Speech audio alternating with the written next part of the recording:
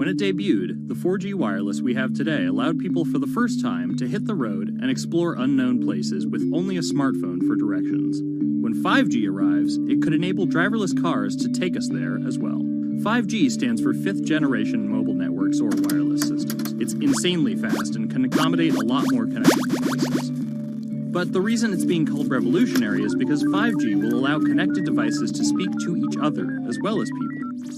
Right now we're living in a world where really it's a one-way experience. That's Bloomberg tech reporter Ian King. The network talks to your phone, you look at your phone and access data, then you send something back to the network. What we're being told about 5G is that really for the first time we're going to see machines communicating with each other over mobile networks in a meaningful way.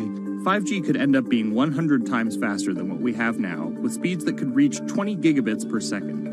In plain English, that means downloading a full-length HD movie in seconds. 5G will also increase total bandwidth, which we will need in order to accommodate the growing Internet of Things. We're talking about the class of devices like internet-connected refrigerators, thermostats, dog collars, but 5G will enable many, many more. Things like your utility network, factories, where machines are just sat there not connected at all. Suddenly they're all going to be connected. Suddenly we're going to be able to have real-time monitoring. Other things like cars, like utility poles, like your light, the light poles. But perhaps the biggest advance will be a huge reduction in communication lag time, known as latency. A network of driverless cars will need the speed of 5G to ping each other multiple times per second to avoid collisions. Near instantaneous data transfers could allow doctors to perform surgery remotely with a robotic scalpel. So how will all this work? First, you need to improve network density. And that's just a fancy word for saying you put more towers out there. What we're being told is that's not actually the case with 5G. The idea is 5G will not only use the existing mobile spectrum, but also tap into higher frequencies called millimeter waves. Millimeter waves can carry more data, but only travel short distances. This may mean you'll see a lot more of these base stations around town. And the new towers may have as many as 100 antenna ports, compared to about a dozen on 4G cell towers. So when will we get 5G? Getting 5G ready is expected to cost providers $275 billion over 7 years in the US alone. Look for the first 5G service to pop up in big cities sometime in 2019.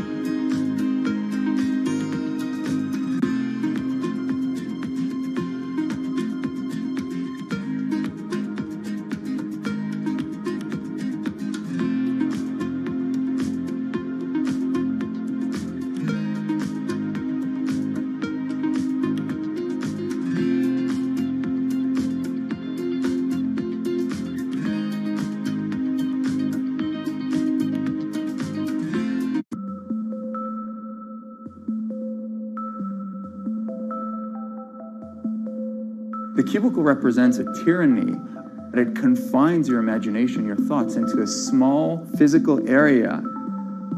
Imagine pretty much every software engineer or finance person being able to, disconnect from their desk and look at holographic monitors on a beach and doing their work from there. That's not going to be science fiction. It's the modern office place.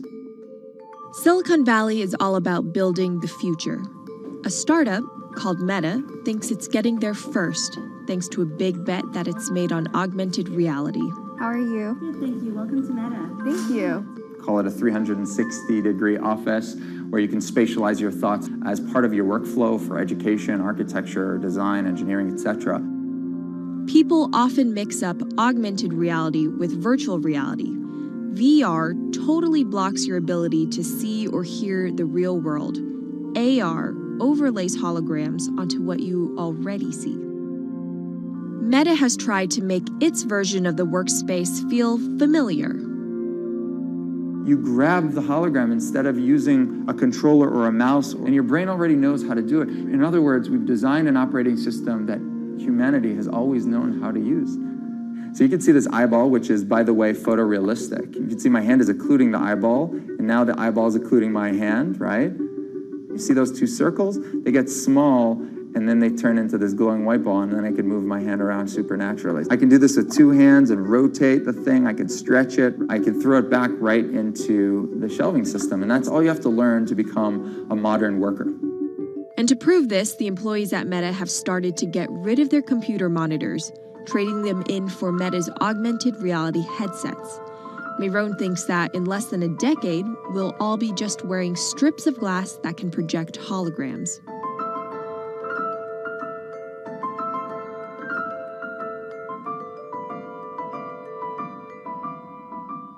In the early 80s, everybody had computers on their desktop, but no one was using them because they had a lot of work to do. So they were still using typewriters. And at some point, the CEO took all the typewriters away and everybody was forced to use their computers. So it's very exciting to see a new generation of technology, a new paradigm.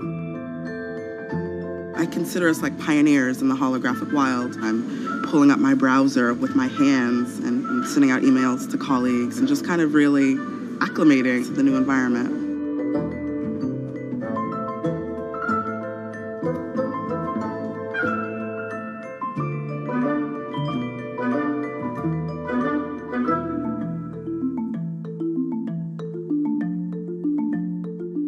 Now you're putting on my computer, essentially. Our digital lives live on our phones. We have all of our pictures and notes and all these kinds of things. So, and why don't you write yourself a little sticky note? I like it. And go ahead and just take your fist right over the top of the sticky note and close your fist. And now... Oh, what? Meta's own transition to augmented reality has run into plenty of unexpected problems. And it's still going to be a while before you'll start to see these devices in your office. But I think it's a future worth waiting for. If we could see these holograms between us, we will have been able to share our work with one another more naturally, more efficiently, and more productively than ever before. Humanity will have evolved slightly.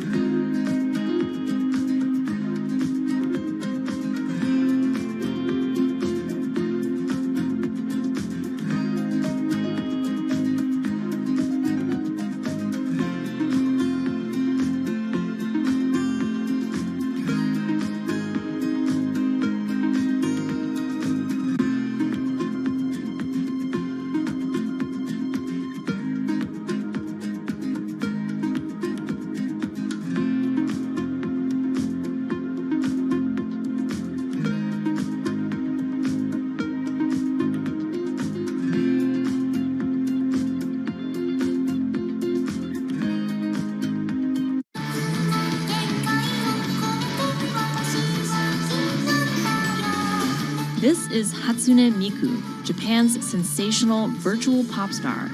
She's released over 100,000 songs in multiple languages and performed sold-out concerts around the world. Her image has appeared in games, on TV, in car races, and is even etched on the side of a Japanese space rocket. I came for Hatsune Miku. Carlos.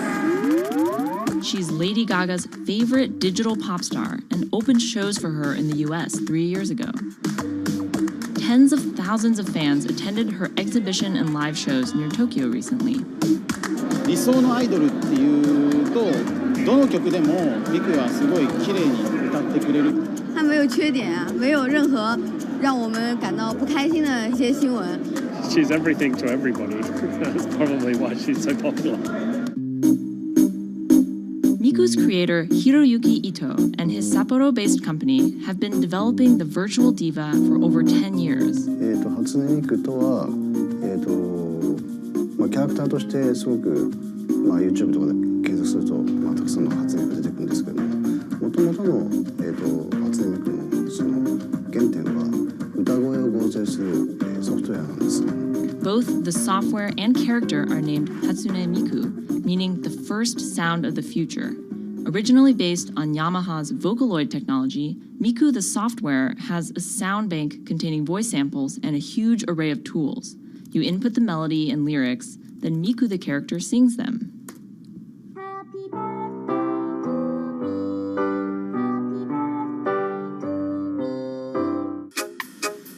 To date, Krypton has sold 120,000 software licenses at $200 each to fans around the world who use it to create numerous songs and share them online. Some of the fan-created songs are chosen to be part of Miku's concerts, for which they're paid a royalty fee. もともと初音ミクっていう存在自体がボトムアップって言いますか、中にはアマチュアクリエイターじゃなくて今もうすでにプロになって活躍している方もいらっしゃるんですけども。The company also has other revenue streams. It makes money from merchandising, licensing deals, and concert ticket sales. According to the real-life musicians who perform with Hatsune Miku, the virtual pop star is interesting and surprising. 今年で3年ぐらい、ちょうど3年ぐらいやってきて、ライブも数十本、数百本だったの。そういうことが演奏によって起こせるためのそういう器みたいな感じになってきて。初音ミクらしさって僕はあんまりない。初音ミクって何だってありっていうか。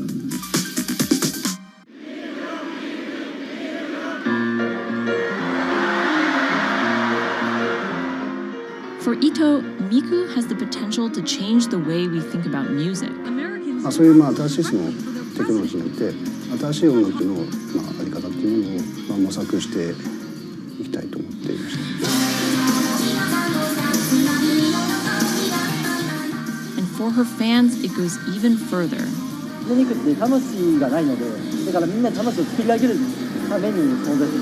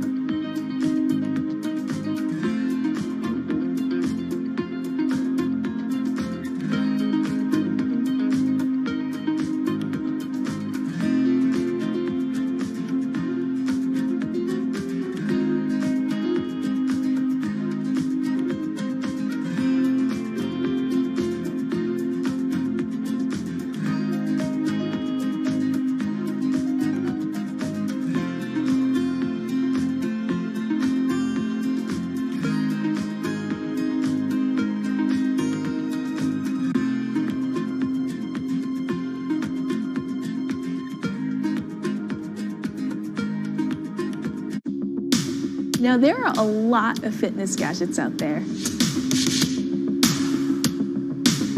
In my quest to get fit, I tested 17 of them over the last few months. At least one personal trainer I know was a little bit skeptical. Yeah, I've been watching these new technologies come to the market for almost as long as I've been a personal trainer. They're just tricks and tropes. They're not much different than the Bowflex machines or, to be honest, the original Jane Fonda workout video. But some of these gadgets that are just coming to the market do so much more than what they used to do, just tracking your activities. Out of all of them, this chest strap was my favorite. It comes with a robot coach that points to the future, one where you might not need a human trainer at all. And it works like this. You wear the chest strap so that it can read your heart rate, and that connects to Move's free app that talks to you. Welcome to Move Heart Rate Hit Outdoor Running. Let's get moving and warm up in Zone 2. Move's computerized coach tells you what to do at that exact moment, whether you're running outside or you're doing body weight exercises indoors. Swing your arms faster to get your legs moving quicker. Let's crush this round. And by reading your heart rate, she knows exactly how hard you're working. She keeps you honest. Way to go, you are in the target zone. Keep pushing, you're almost at the end of the round. Don't give up. I've been running for 7 years now, and my biggest problem is that I never push myself hard enough. I end up going on the same slow, comfortable 30-minute jog, but the Move HR Burn blasted me out of that rut. By the end of these half-hour exercises, I was drenched in sweat in a way that I never am when I work out alone. Training with a real person is great, whether that's your group instructor or your coach or your personal trainer, but humans, they're expensive. For the rest of us, this $60 gadget is all you need.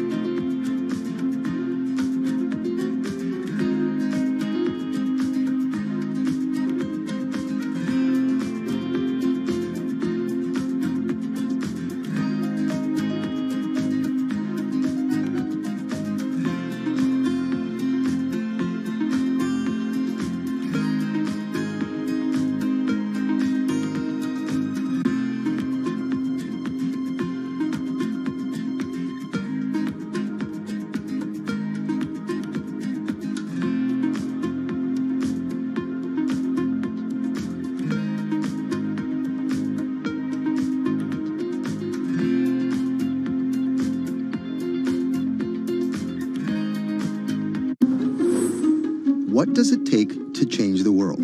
A big army?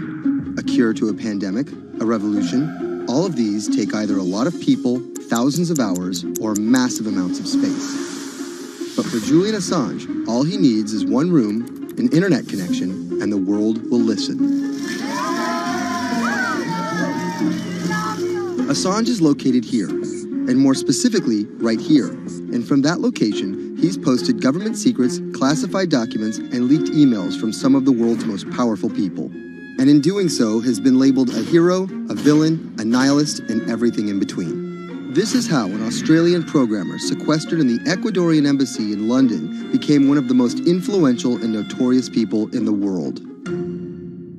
Born in 1971 in Townsville, Australia, Assange has always been on the move.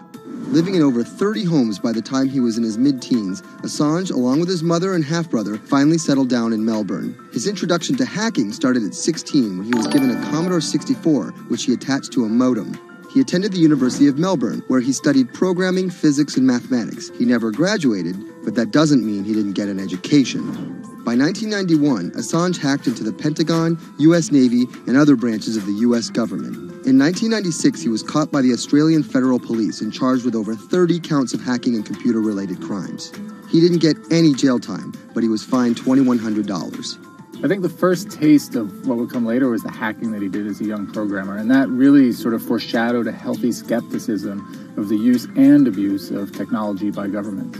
That's Vernon Silver. I'm a reporter for Bloomberg's investigations team. Assange's youth as a hacker laid the foundation for him to start WikiLeaks in 2006. But what is WikiLeaks? It's a website that posts unfiltered, usually classified documents. What separates it from every other media outlet is that they have no editorial hierarchy.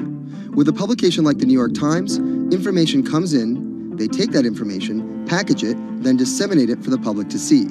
WikiLeaks, however, cuts out the middleman. WikiLeaks gathers information, most of it given to them anonymously. So what they're doing is really very simple. They get the information in one end from who gives it to them and out the other with sometimes minimal interference. Julian Assange is the leader of that, the mastermind, the creator, and really, because he thinks of it as a journalistic enterprise, the editor-in-chief. But every story starts with a source, and Assange has some unconventional sources. Julian Assange does not hack as far as we know. He is the recipient of people who are either insiders who give him secret documents or hack emails from a foreign power. That's Eli Lake. I am a columnist for Bloomberg. And there was no source bigger for Assange than Chelsea Manning. He used to be known as U.S. soldier Bradley Manning. In 2010, Manning provided Assange and WikiLeaks with hundreds of thousands of leaked government documents. WikiLeaks quietly began releasing the documents in February of 2010, then made big headlines in April by posting what is now known as the collateral murder video. Come on, fire! It was a vivid, graphic video. It changed the debate on the Iraq War, and importantly, it put WikiLeaks on the map when they put it online, and they couldn't be ignored at that point. And those leaks were just the beginning. They went on to post more than 90,000 leaked documents known as the Afghan war logs, 390,000 documents known as the Iraq war logs, and 250,000 private messages between diplomats called cables in what is now known as Cablegate. These leaks were met with very real ethical questions. The problem with publishing those cables was that a number of confidential sources for U.S. diplomats who faced real danger when their names were exposed. Then Secretary of State Hillary Clinton drove the point home that every country, including the United States, must be able to have candid conversations about the people and nations with whom they deal. Shortly after Cablegate, the Swedish government issued an arrest warrant for Assange on allegations of rape and molestation. He claimed the allegations were fabricated to get him extradited to the United States, a claim the U.S. government denied.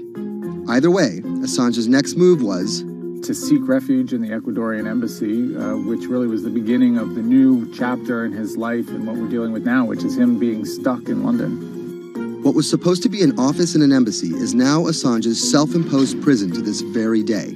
But that doesn't mean he's slowed down. Since being trapped in the embassy, WikiLeaks has released files about Guantanamo Bay prisoners, Syrian political figures, and the draft to the Trans-Pacific Partnership. And then came the 2016 U.S. election. Thousands of leaked emails showed Democratic Party officials possibly plotting against Bernie Sanders in his race against Hillary Clinton. Over the course of 68 days, WikiLeaks released 20,000 confidential Democratic National Committee emails. In terms of the presidential race, if you look right here, when Assange released the first batch of emails, Trump actually takes his first lead against Clinton. I think we've had enough of the Clintons, in all fairness. Once WikiLeaks started exposing secrets of the Democratic Party, Julian Assange became a hero to many on the right. Public opinion kind of flip-flopped. WikiLeaks! From the emails, we now know Hillary Clinton's campaign manager makes risotto, and also how the DNC squashed Bernie Sanders' campaign. One thing we don't know is who gave Assange the stolen emails in the first place. Many leading Democrats say they suspect it was the Russians. They released an analysis from a private cybersecurity firm that had said it was the Russians. But Assange claims our source is not the Russian government, and it is not a state party. So this is where we stand today. The public still doesn't know who provided the emails to WikiLeaks. Meanwhile, Assange is still running WikiLeaks and still releasing documents. In March 2017, he started publishing documents from the CIA's Center for Cyber Intelligence called Vault 7. The CIA, the agency charged with finding and keeping our top secrets, can't keep its own secrets. As long as Assange has a connection to the world, no government secret will be too far from exposure. Julian Assange is still in the embassy. Maybe he'll leave, maybe he won't. Kind of regardless, his work has been done. He's changed the way people think about their governments, about their own secrets, about their own hackability, and really the world has changed because of him.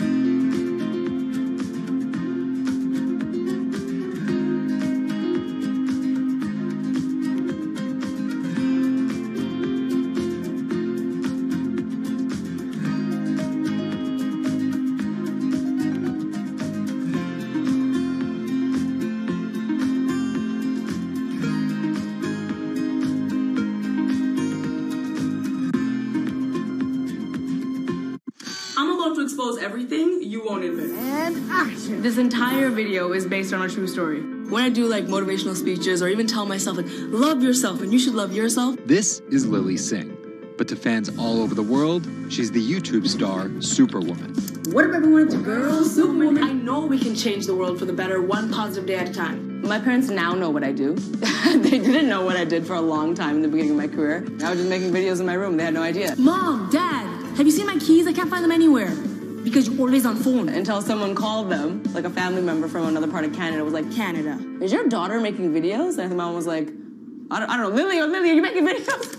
Just making videos grew into an entire career. Today, Lily's YouTube channel has some 12 million subscribers, over 2 billion views, and guest stars like Michelle Obama, Dwayne "The Rock" Johnson, and Seth Rogen. I think a lot of young girls are raised to believe that you're going to go to school and then graduate and then get married and then get a job and then have kids. And Lily was on that path, all the way through a psychology degree at York University in Toronto. But when she started thinking about a career, I started to immensely panic and think something was wrong with me because I tried to figure out my life and it wasn't working in that straight line. It was 2010, and YouTube was only 5 years old. I thought nothing of YouTube. I was probably the last person in my circle of friends to discover YouTube. And I remember when I did, I thought, this is so strange. There's people making videos in their rooms and other people are watching them. So she figured, why not give it a shot? I one day posted a video because I was sad and I wanted to be creative and happy. She didn't know how to edit video or write scripts, so she winged it. It was so bad and so cringe, and my expectation was literally nothing. I was like, I'm gonna put this video up, a couple of my friends are gonna watch it, probably make fun of me, and that's gonna be the end of this. The second and third video came from, wait, 70 people watched my first one, can I get 80 to watch the next one? She kept creating, she kept posting, and the viewers kept coming.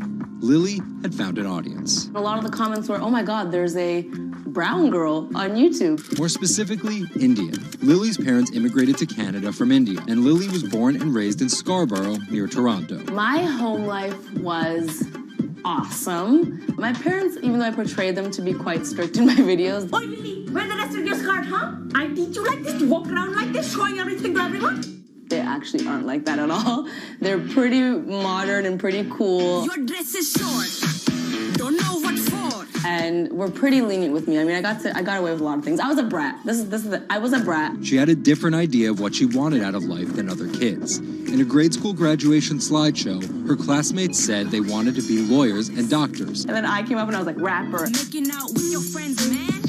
But then you say that you hate hoes. I could just feel my parents being like, why? Because that's just not something women really did in the Singh family. I know there was a ton of people that weren't happy about my birth being a female, so I think, and that's some real-ish, but it's a real thing. The best thing I could have done to prove to so many people that didn't want my mom to have a daughter was to become Superwoman. What up, everyone? It's your girl, Superwoman. It was the name of Lily's favorite hip-hop song by Lil Mo featuring Fabulous. I love the song so much because it was one of the only songs at the time that was an empowering female song, where Lil Mo's going on about, like, I will save guys with my superpowers, and I will save girls with my superpowers, and I am the Superwoman. I thought, this name that I've had for so long that empowered me when I was younger, I'm gonna make this my screen name. Maybe this should be a new series. Superwoman didn't just burst onto the scene overnight with a viral video. It was a steady climb fueled by hard work. The moment that I thought this is going somewhere and this could be a career was the first time I performed internationally. It was in India. And it was the first time where I was truly across the world and people knew my videos. Singh has transformed herself from a bratty kid to an internet personality to a media mogul. She started a feature film, A Trip to Unicorn Island, in 2016. And her book, How to Be a Boss, hit the New York Times bestseller list in 2017 while she was on a 30-city international tour. Lily started out with the goal of getting millions of subscribers and financial security. Hurry the hell up! But after surpassing those goals, success has new meaning. I've really come to terms with the fact that my definition of success is what's the best legacy I can leave behind. And it's not the number of views and the number of subscribers. It is the number of people that can say, this girl changed my life or changed something in my life positively.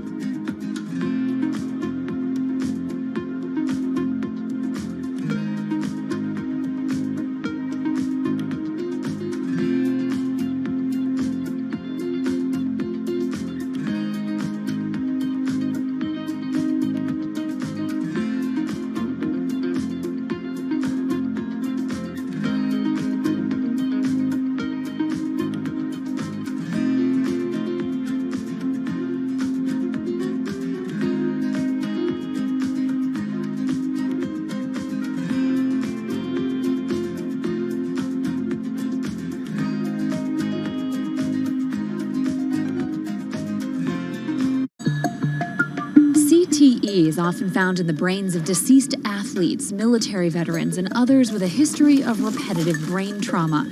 Hundreds have donated their brains to the VA Boston University Concussion Legacy Foundation Brain Bank. This is a former NFL player who died in his early 70s, and this is a veteran who also died in his early 70s. Dr. Ann McKee dissects these brains. The hippocampus and the mammillary bodies are very important for memory. I can see that they're slightly affected. McKee recently dissected the brain of former New England Patriots player Aaron Hernandez, who was convicted of murder and later committed suicide. You'll see right away that the brain is showing signs of shrinkage. You can see the crevices in the brain that you can't see in the normal. McKee says Hernandez's severe case of CTE impacted his decision-making, depression, and ability to control rage and aggression. Right now, she thinks we're underestimating how many people have CTE. We were able to distinguish between CTE and controls and CTE and Alzheimer's disease. The next question is, can we do this in the blood, and can we do this in living people? And we aren't there yet with those answers. But the need for a diagnosis in the living is motivating companies such as Quanterix in Lexington, Massachusetts, to work faster on technology that could diagnose concussions and CTE in as few as 30 minutes. Kevin Rosovsky is the CEO. It's like a high-powered microscope. And so by doing that, we can see little biomarkers that you couldn't see before in the blood. Quanterix received a grant from the NFL and just went public. Since then, its stock is up more than 40%. The company sells a machine called Simoa for $175,000 to other biotechs, hospitals, and researchers. And for the first time in history, we're able to see brain health in blood, and that's a major breakthrough, and that's leading to less invasive testing, and we've already been able to see evidence of concussions, and there's the beginning evidence of being able to see the accumulated effect of concussions. Quanterix is also trying to detect Alzheimer's disease, multiple sclerosis, and ALS. Rosovsky says he thinks diagnosing concussions will be easier than diagnosing CTE. Diagnosing CT in the living probably is a couple years away. We're real excited to see the progress, but reducing some of that work into actual tests in a laboratory takes time. There's regulatory approvals. There's a lot of red tape that you have to go through. Also in this race to diagnose CTE in the blood are Athlon Medical and Exosome Sciences. And New York's Mount Sinai Hospital is scanning for the disease in the living. But it's just one step in a series of questions for those with serious head trauma. There's still no cure for CTE. Even if we had a great idea for a treatment, there's no way to test whether it's effective or not. So that's the enormous advance that we'll get if we can develop a biomarker for this disease. In Boston, Ann Mostu, Bloomberg News.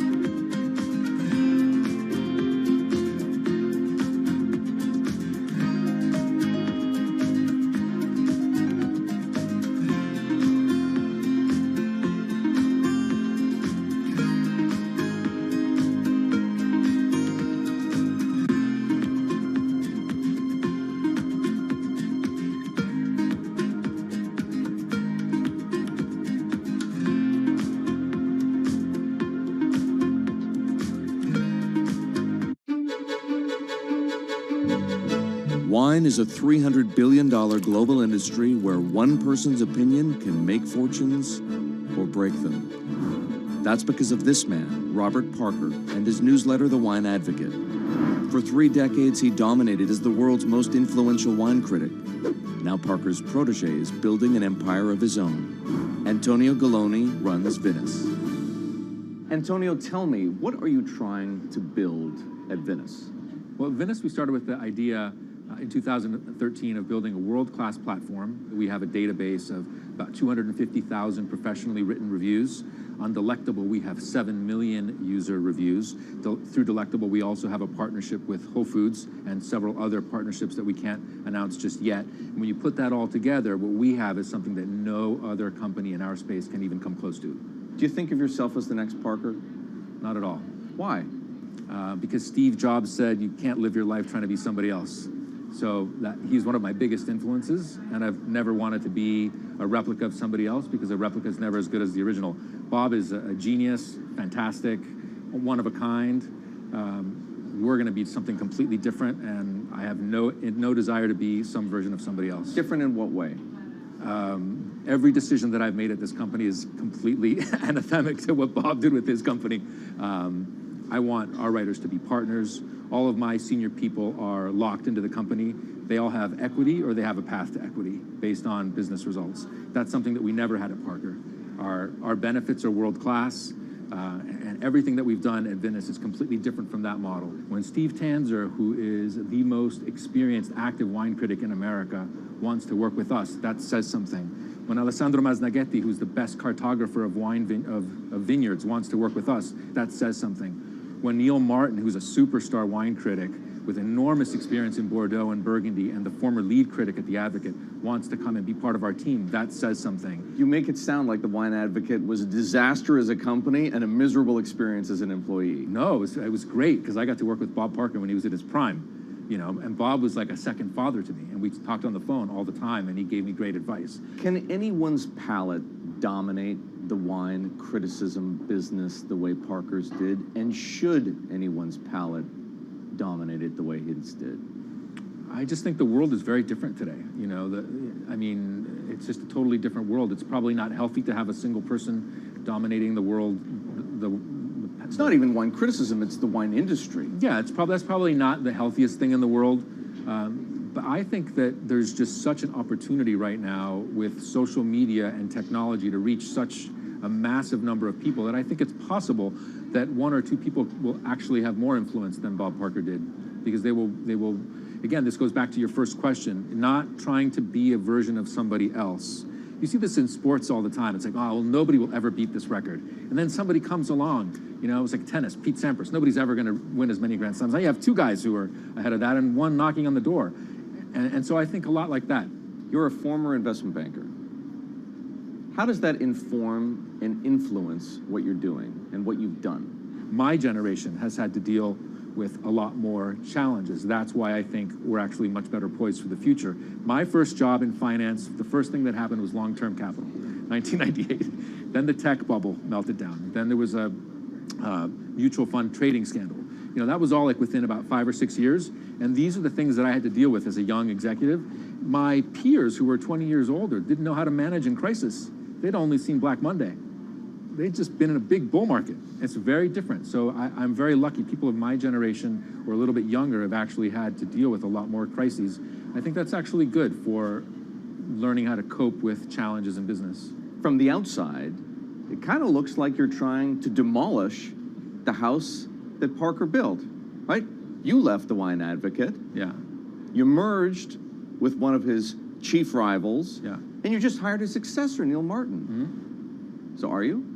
I think what that says is that all the best people want to work at our company. And that's really what we strive to create starting in 2013. We wanted to create a world-class company that would attract the best-in-class talent, and not just on the content side, on the technology side, on the digital side, our office, and at every level, what we're trying to, we only hire superstars, and we're looking for those superstars.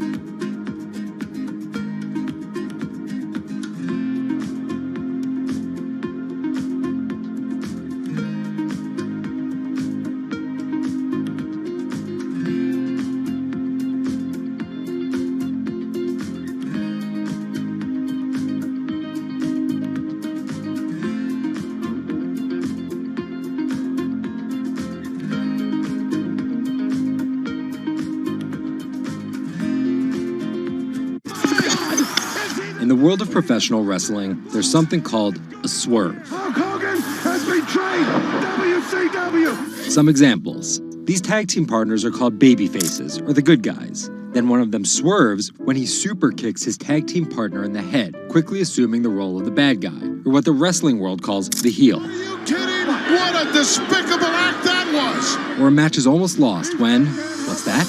The superstar wrestler appears out of nowhere sprinting down the aisle to save the match. That's the Warriors music! That's the Ultimate Warrior! That's a swerve. So it should go as no surprise that World Wrestling Entertainment, known as the WWE, the most popular brand of sports entertainment in the world, is prepared for any swerves that come their way. So here's the story of how the WWE learned to see the swerve coming.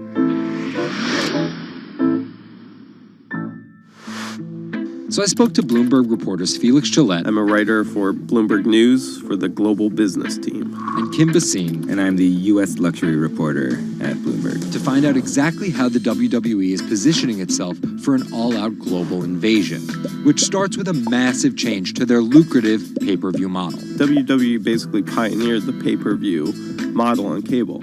I remember as a kid, when the pay-per-view events came up, all of our friends would scramble around and try and get one of the parents to pay for it. But in 2014, they took a huge risk. They saw a little bit sooner than some of the other entertainment brands that where this whole thing was moving was away from cable and satellite television and towards on-demand streaming video apps. They made this risky decision, in essence, cannibalizing that pay-per-view model, which they had essentially built. And after some early turbulence, it's working. Roughly 1.5 million people are paying $9.99 a month for the WWE app, making it the 5th most popular streaming OTT service. This adapt-or-die approach is in the WWE's DNA. Over the past 30 years, the company always seems to think 2 steps ahead. In the early 90s, WWE was at its most threatened when Ted Turner took them on with WCW, which stands for World Championship Wrestling. And back then, the WCW was winning the ratings war. So in order to compete with them, WWE had changed its product from a family-friendly kind of cartoonish style to this really raw. That's why they called their show Raw. It was this raw style of wrestling. With violent, outrageous, reality-inspired plot lines and aggressive personas. From a 16-foot ladder! And they won that fight against Ted Turner. And they bought WCW.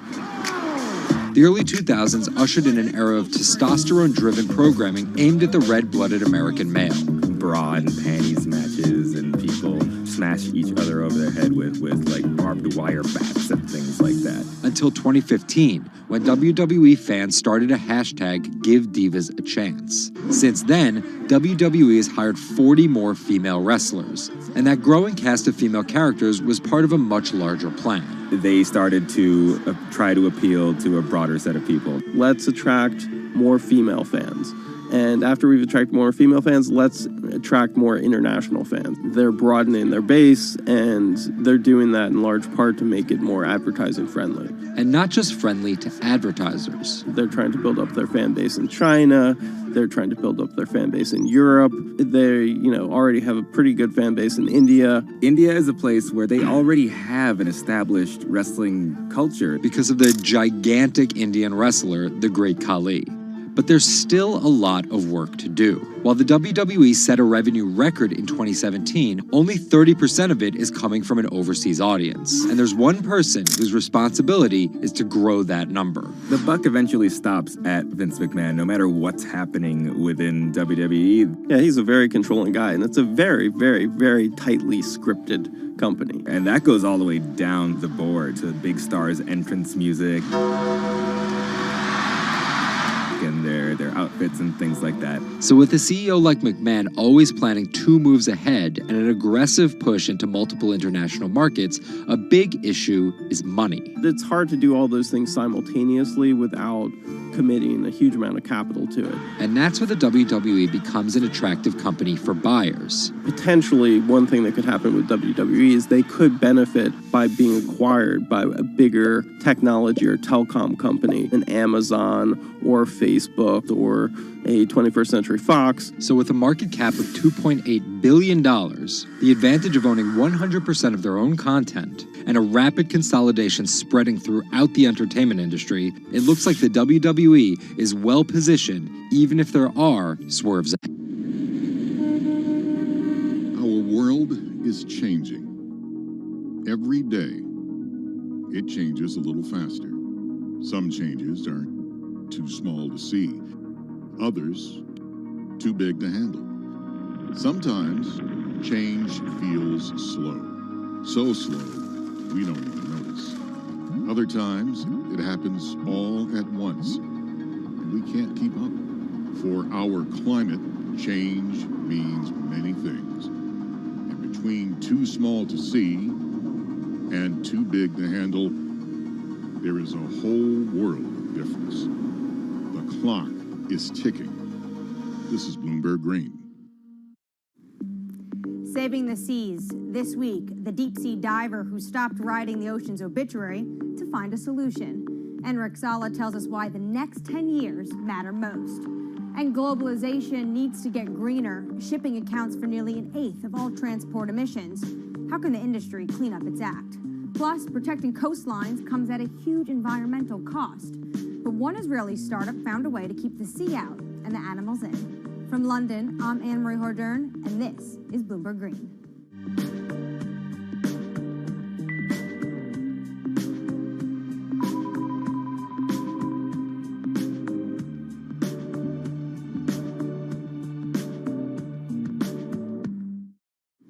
After more than a decade of studying the ocean as an academic, Enric Sala realized he was writing the ocean's obituary. He quit his job and became a full-time conservationist. As an in-house explorer for National Geographic, he's clocked more than 5,000 open water dives. He's also founded Pristine Seas, a project that combines exploration, research, and media to lobby countries to protect their oceans. To date, it has helped create marine reserves equivalent to half the size of Canada. I spoke to him about his mission and why it's so urgent.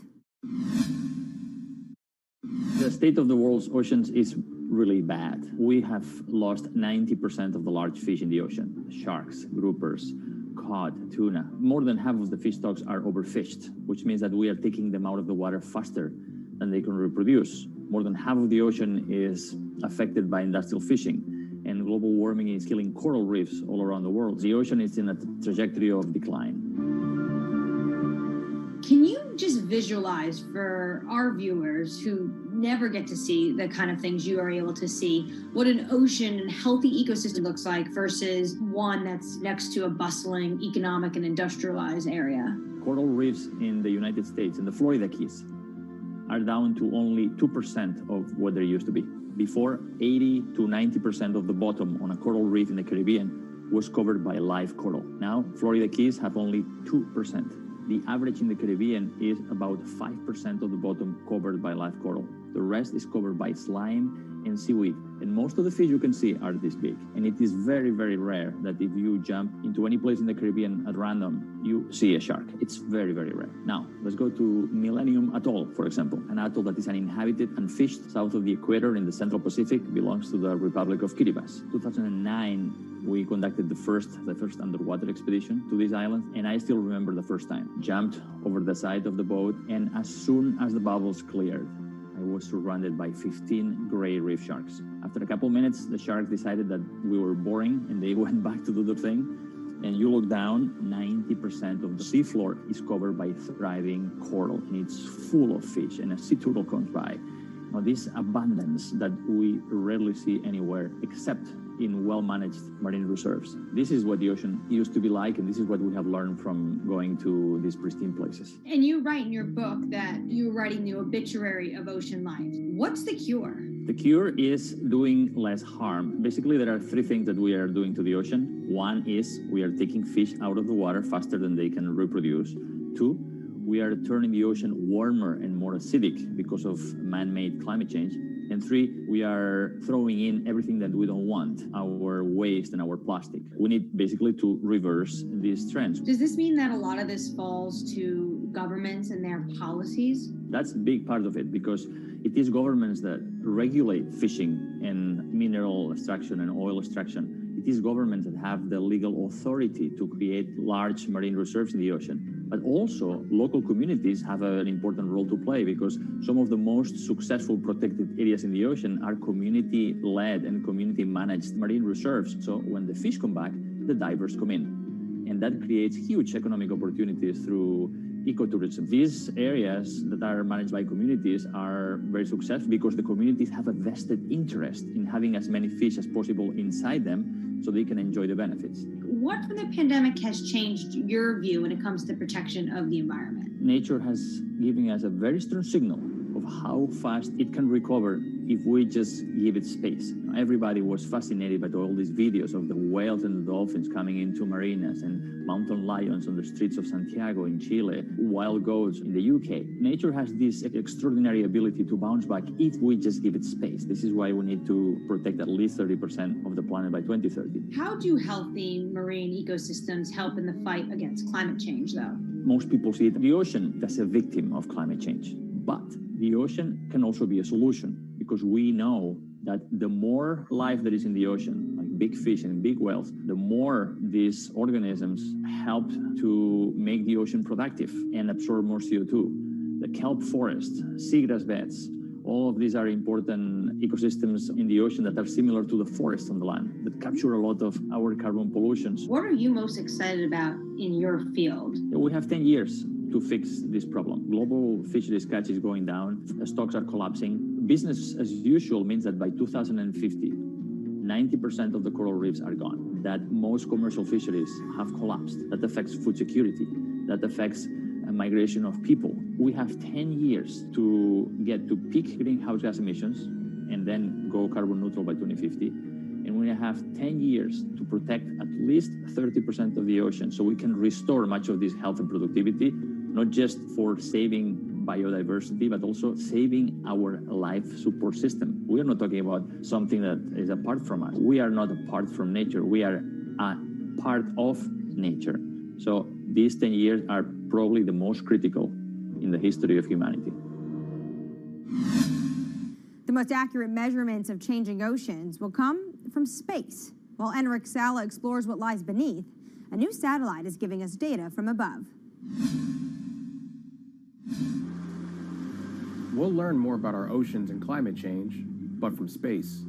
A new satellite's been launched from California. Its mission: track the accelerating rise of sea levels. Well, the main instruments on board include a dual-frequency radar altimeter. And this is the primary instrument of the mission, and that's the one that's measuring sea surface height, significant wave height, and wind speed over the ocean. And from those measurements, we can actually have the superb measurements that we expect of sea level rise. Data gathered from Sentinel-6 will be used alongside information from other satellites to build as complete a picture of the oceans as possible.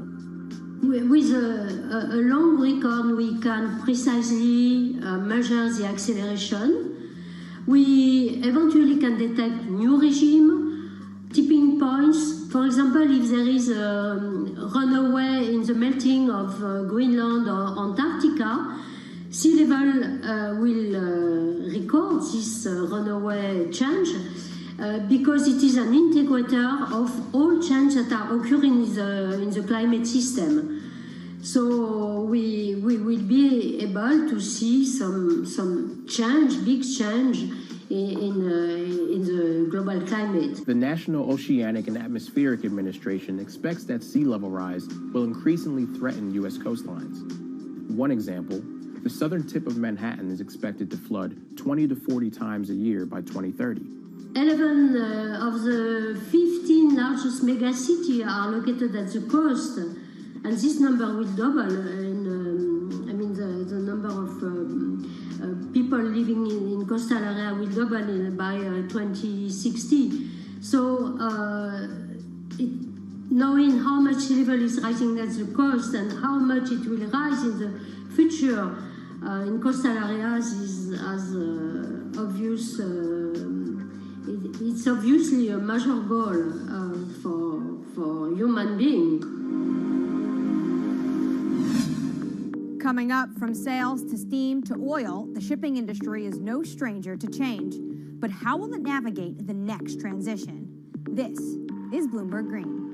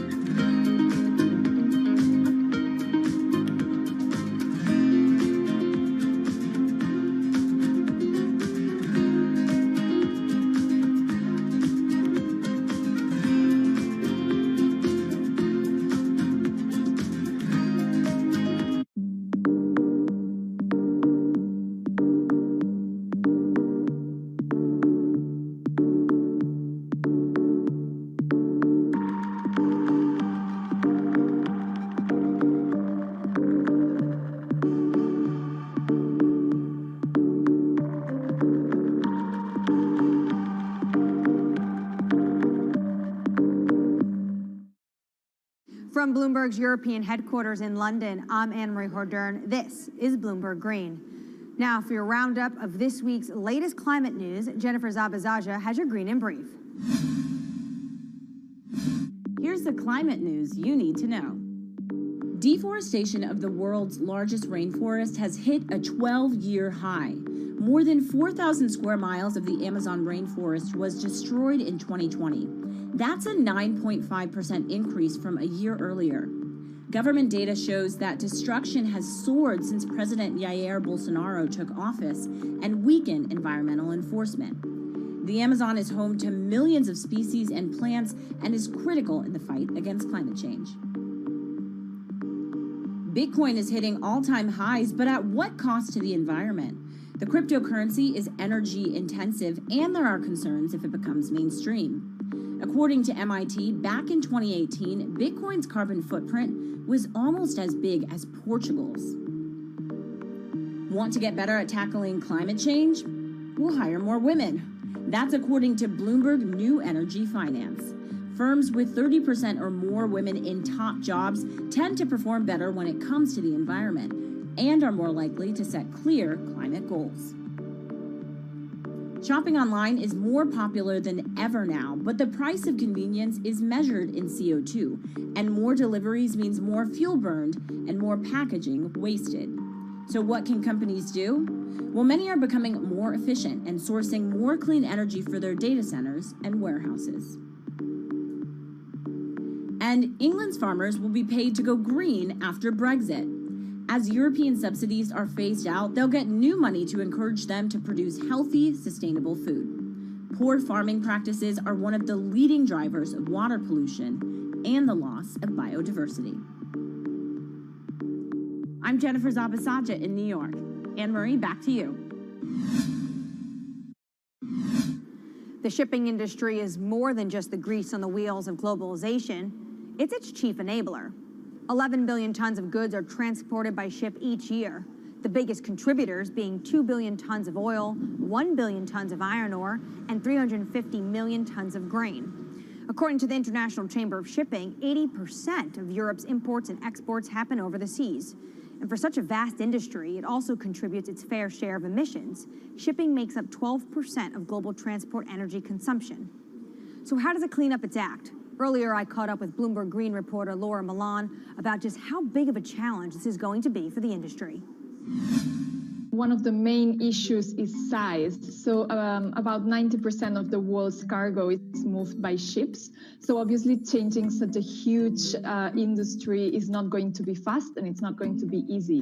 The second issue has to do with technology. So ships obviously travel for many days at sea. It's not as easy for them to refuel as it would be for a car, for example, going on a road. And the sector still hasn't found a technology that's economically viable and that's zero emissions, an equivalent to the electric batteries for cars, for example. But actions are being put in place to make the industry a bit more environmentally friendly. Walk us through those steps that they're taking. That's it. So there's a first step that would involve using low emission fuels or biofuels that would significantly reduce the existing emissions. And then at regulatory level, when it comes to the policy and the governments, there are steps being made as well. I would say that the most significant ones come from the European Union, which started to track emissions a few years ago and is now looking to include shipping emissions in the emissions trading system. So that would significantly reduce and help calculate the emissions from the shipping industry. Now, China is taking similar steps. So at the moment, regions need to report shipping emissions to the central government. And finally, we have the International Maritime Organization with a pledge to reduce shipping emissions by 50% in 2050. Now, we must say that that pledge has been considered insufficient by environmental groups, but at least some steps are being taken. So to get to 2050, the industry obviously is going to need to start tapping some new technologies. What new technologies are you seeing being introduced into the shipping industry? So we have seen pilot technologies being developed for years now, but what's interesting about this current moment is that we're seeing big players invest in these technologies that are not yet economically viable, but that one day might be. So for example, we are seeing earlier this year, the world's largest agricultural commodities trader, Cargill, saying they will invest in attaching sails to their ships so they can make any technology that they run their ships on more efficient. Similarly, we have seen a spin-off of Airbus, the aeronautics company, developing a similar application with kites. We have been following also developments in hydrogen. So at the moment, hydrogen fuel seems like a good option, a possible option when it has been developed and when it becomes economically viable. And we have Vestas, for example, the world's largest turbine maker, developing some ships that will be able to run on hydrogen in the near future.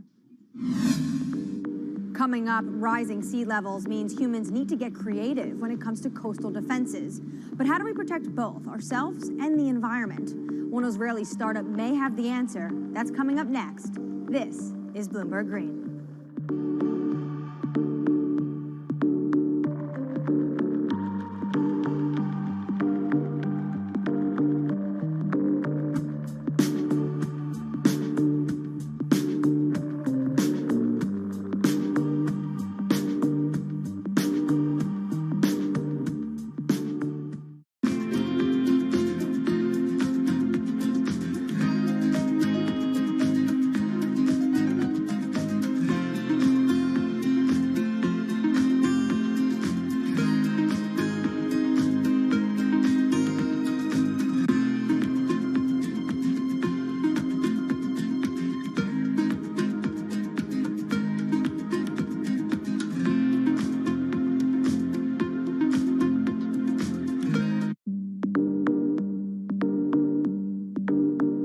In London, I'm Anne-Marie Hordern. This is Bloomberg Green. After water, what's the resource that humans use the most?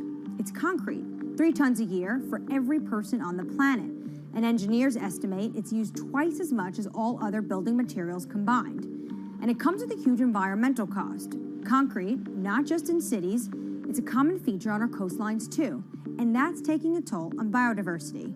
But one Israeli startup has found a way of making sea defenses stronger and encouraging life to thrive.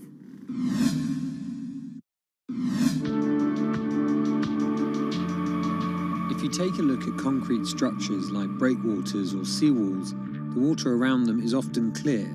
That's not actually a good thing, because it means there's no life.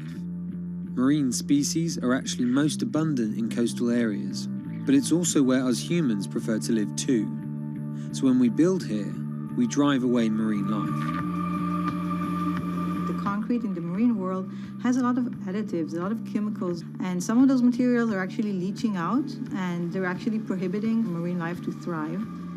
If we keep developing without any regards to natural communities, there is a tilting point from which beyond we cannot really go back.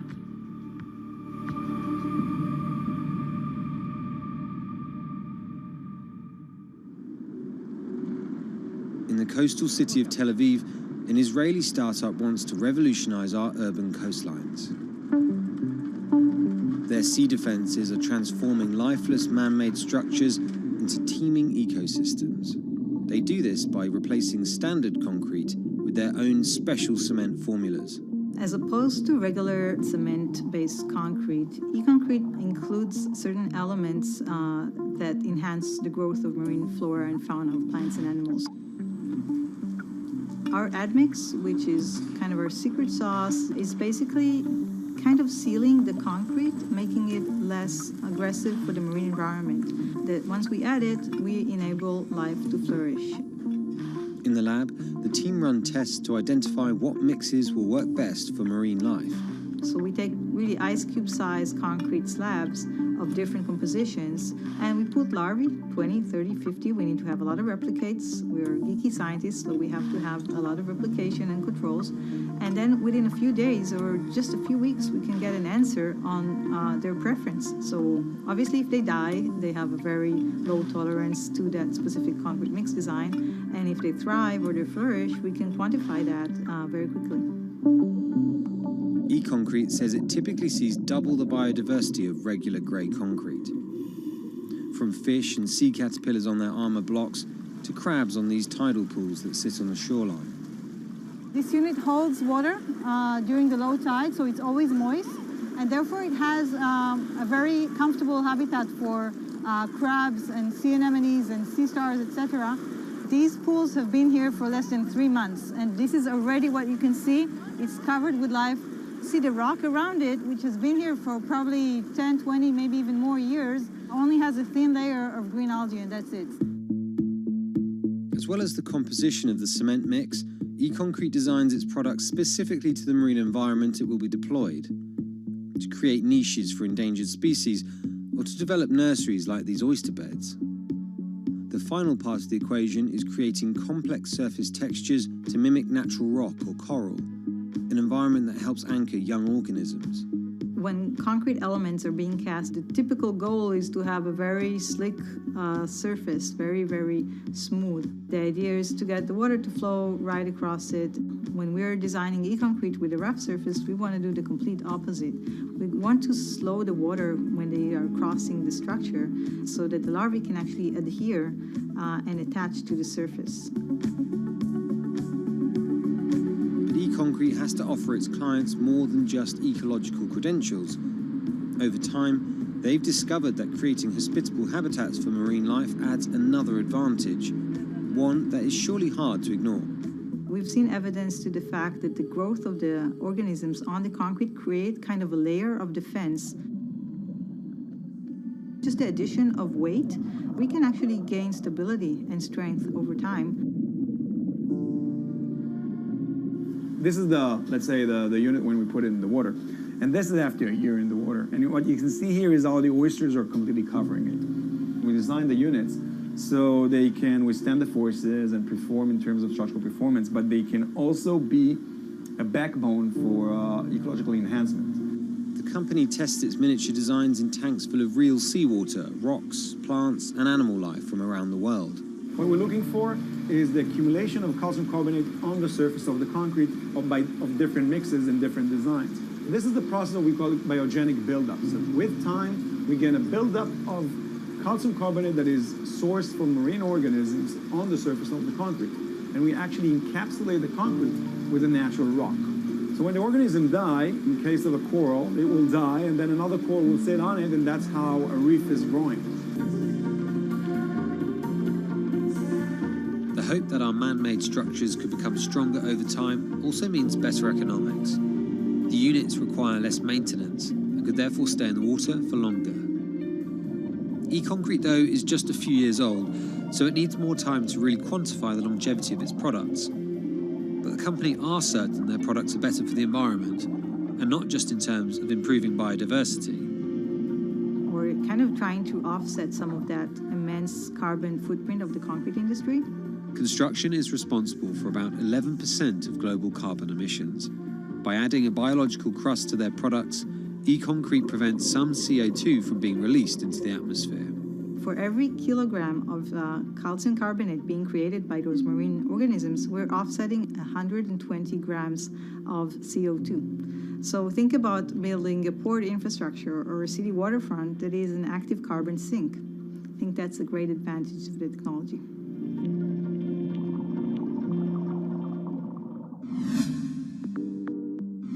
That does it for this week, but let's keep the conversation going on Twitter. Follow us at Climate. I'm Anne-Marie Hordern, and this is Bloomberg Green.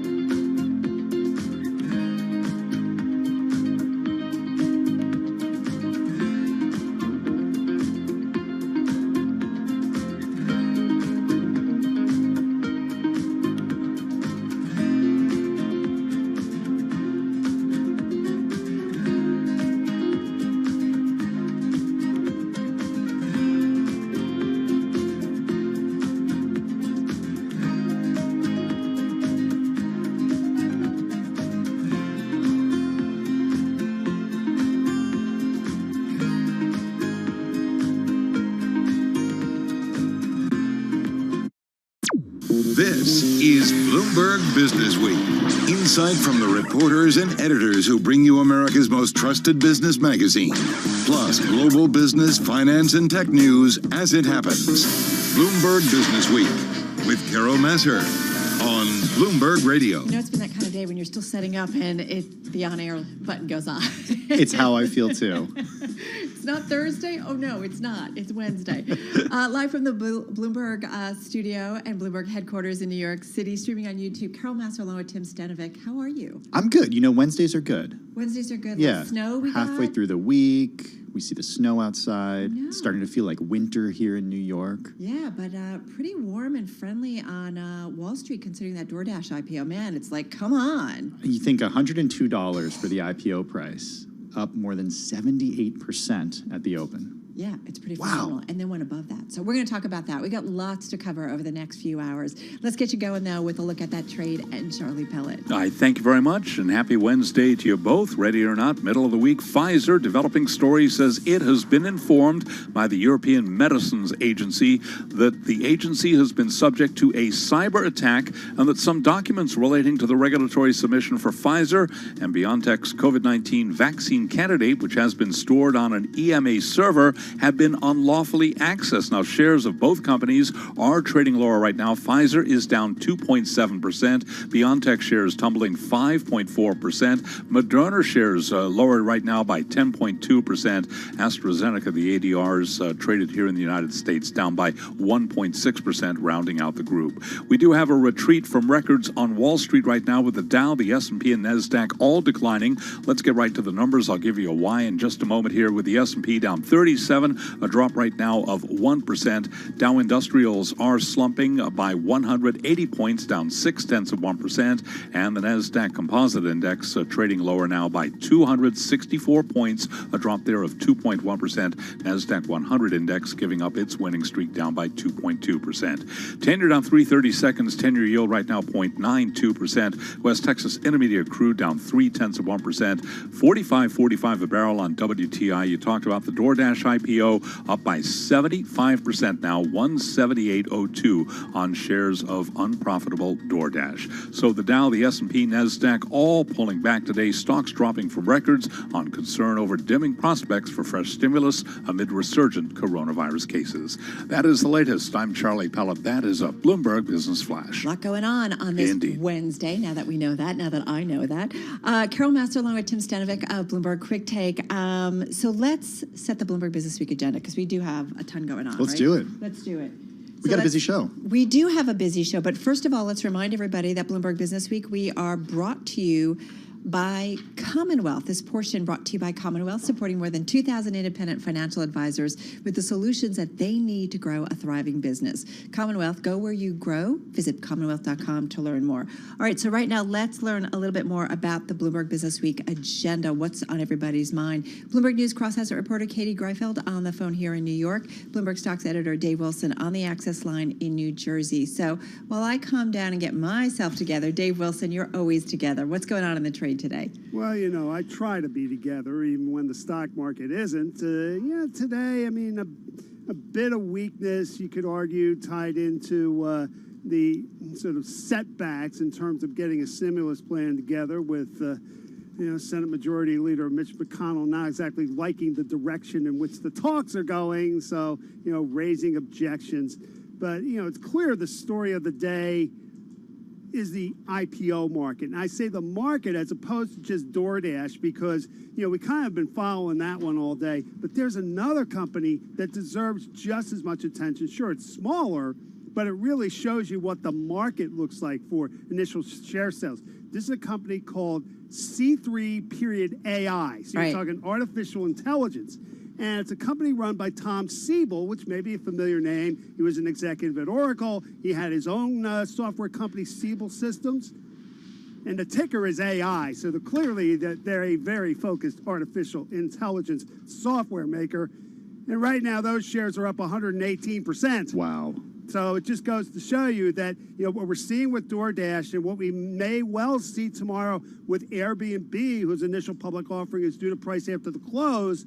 I mean, it's part of a bigger trend in terms of, companies that are really getting off to strong starts out of the gate, even if the market's kind of stumbling around a bit as it is today. We've talked to Tom Siebel on our air because he talks about making this data lake, especially when it comes to even COVID-19 collection and just, accessing global research and scientific communities, just kind of pulling it all in together. That's what he is thinking about. And I can't believe the way that investors have an appetite for this today. Oh, really? And all this year, if you think about how hot the IPO market has been. So Katie Greifeld, come on in on our conversation. What are you watching? Well, I'm just really watching the stimulus standoff as it feels like the entire market is. I mean, right when you... That's got to be fun watching the stimulus standoff because it's been kind of going on for weeks. Yeah, it's not as fun as it sounds, and a little bit more exciting now because it really feels like time is running out. Lawmakers have just over a week to get something done before year end, and of course that's looking less and less likely as they continue to hash it out. And that's really taking the shine off of small caps. The Russell 2000 flipped negative, and it had been sort of maintaining gains there. I mean, but tech is really taking it on the chin today. I mean, in a big way because of Tesla. JP Morgan had some harsh things to say about the stock in a note this morning. But if you look at things on an I think Jamie's a little cranky and his team are cranky. I'm just going to put it out there. Love you, Jamie Dimon. No doubt about it. But just I mean, we know he wouldn't touch treasuries with a 10-foot pole. That's right. Some eyeballs. And then an analyst today said that Tesla looks dramatically overvalued. And if you were going to add the stock before the index inclusion, don't. And that's obviously sinking Tesla today. And after a big run yesterday. But I just want to say the NASDAQ 100 was looking stretched on an index level as well. As we know, it had climbed for 10 straight days up until today. and it had hit technically overbought levels if you pay attention to things such as the relative strength index. So maybe that's coming to fruition today. Dave, I want to bring... weigh in on Tesla really quick because, you know, it turns out, and it's something we've been talking about on Bloomberg Radio and Television today, that analyst at J.P. Morgan has been short and wrong for a long time. It's been a hard thing to be short whether it's on. really that firm's call or it's just sort of a broader weakness in tech stocks, or tech-related stocks, really. Tesla's still up more than sevenfold this year. Yeah. Even with today's decline. So, just a little bit of perspective. Elon Musk, now the second wealthiest person in the entire world, thanks to that run-up this year. Dave, how do you explain the disconnect between what's happening on the broader market today, even with tech, as Katie was talking about, and then with what we're seeing with the IPO and enthusiasm with the IPOs today? Well, what it comes down to is, we've had a lot of enthusiasm about stocks more broadly for the last 8-9 months now. And so that's being reflected in how these newly public companies, and a lot of them have been around for some time, right? So it's not like they're, just sort of out of the gate like we used to see, say 20 years ago or more when, we really had the internet-driven bull market of the 90s. Yeah. So people want to get into those shares. Whether it's going to pay off in the long run, who knows? But for the moment, at least, they're stirring up some excitement. All right, good to know. Dave's going to be back a little bit later on with his chart and stock of the day. Dave Wilson, stocks editor here at Bloomberg. Katie Greifeld, cross-asset reporter at Bloomberg News. No, you never know. It's supposed to go quiet on radio, but occasionally I have to. It's just a sigh. It's that type of day. It is that kind of day. 2 stories, 3 stories, IPO market we're watching, virus we're watching stimulus. These guys all mentioned it. We're going to check in with the chairman, president, CEO, and founder of Tonix. They're working on a vaccine too. Yeah. A little different though. It couldn't come soon enough. Right? Yeah. Exactly. But I do feel like the momentum's picking up. The momentum is there. It's just a question of when we're going to get it. Right, and the rollout. Yeah. Right, like everybody's thinking about where am I on the list, essentially. Oh, yeah, when I say we're, I'm talking, I'm like, give me the shot. I'm ready for it. You said it to me earlier. You're like, all I want this year is I want 2 shots of COVID-19. Maybe I should have signed up for a clinical trial. That's the lesson here. Dear Santa. Yeah, exactly. You could have. We got a lot going on. We're going to talk about Facebook. We are expecting some news on that company, so we'll bring that to you as soon as we've got it. We're also going to check in with the co-founder, CEO of Gotham Greens, also the co-founder of Melody VR, about people streaming kind of music and all these good things while they're at home. It is a jam-packed next few hours. I'm exhausted already. All right, let's get to your world and national news. For that, let's head on over to Nancy Lyons. She is in our D.C. studio. Hi, Nance. Hey, Carol. Democratic and Republican lawmakers working on a compromise pandemic relief plan today delivered a more detailed summary of their proposal, but they still have not resolved the deadlock over a business liability shield and aid to state and local governments. Senate Majority Leader Mitch McConnell says it's time to help those most impacted by the pandemic. The American people are hurting. We're in the thick of one of the worst national crises in modern memory. They need the House and the Senate to stop chasing our tails and make a law. McConnell says he has offered to remove the business liability protection from coronavirus-related lawsuits if Democrats would give up their push for financial aid to states and local governments. The White House is now offering a new $916 billion package that would send direct payments of $600 to most Americans, but would eliminate a $300 a week unemployment benefit favored by the bipartisan group of lawmakers. Well, a day before an FDA advisory panel meets to discuss whether to approve emergency use authorization for a Pfizer coronavirus vaccine, we're learning of new recommendations from British regulators after 2 people had an allergic reaction to the vaccine. Bloomberg's Emily Ashton is in London. The new advice from the NHS is that any person with a history of a significant allergic reaction to a vaccine, medicine, or food should not get this vaccine. Those with the allergic reactions are said to be recovering well. Global news 24 hours a day, on air and on Bloomberg Quick Take, powered by more than 2,700 journalists and analysts in more than 120 countries. I'm Nancy Lyons. This is Bloomberg. Bloomberg Business Week. All right, Nancy, thank you so much. You're listening to Bloomberg Business Week. Carol Massar along with Tim Stanovic of Bloomberg Quick Take. This story definitely caught our attention. First of all, Linan Nguyen and Sonali Basak, man, they just do some great reporting. And when you put them together, bam. Because something that is so, part of New York and the New York scene is the New York coffee cart. Iconic, as Sonali and Linan say in their story. New York City's coffee cart woes spur a $2 million grant for Morgan Stanley. I've been wondering about these folks with the coffee carts and just how much they've been affected by the pandemic. Right. Well, it turns out that New York City vendors facing declines of revenues of 90%. It's not surprising. So if basically people their aren't business going to shut work. down. They are. Not only that, they haven't been able to get aid because they don't qualify for state and federal aid, or federal aid, I should say, as Sonali and Linan point out in their story. And now they're getting some much needed help. Well, and this is where I feel like, there's this incredible disconnect between understanding kind of how so much of America operates, especially if you're a small business. And this is where I feel like, I know Gary Cohn has talked about it, this disconnect once again between Wall Street and Main Street. And so to the aid is you have $2 million, the bank, Morgan Stanley, giving $2 million to 2,000 vendors in coordination with the Robin Hood Foundation. Also, very iconic here in New York in terms of contributing back to New York City, specifically those that are really disadvantaged, which is contributing about $100,000 more and helping spread out the cash Robin Hood is. So there are about 20,000 or 2,000 vendors that are going to get the money, and there's the economic effect of this too. The street vendors contribute roughly $293 million annually to the city economy. If confirmed by the United United States Senate, right, it will be my sincere honor such and a privilege part of what we do to return to the department. Certainly here in New York City. And so, right, you think about it, we just take them for granted, but they've also become friends, right? We all tend to go to a certain cart. So, have you ever gotten to the point where you show up at the cart and they already know what you want and they've been holding on in the morning? It's because that's so sort of like what makes you a sweet. New Yorker, right? You move here from somewhere else and then that happens, you're like, okay, now I'm a local. It's the other wonderful part of this city. It is. I miss it. All right, you are listening to Bloomberg.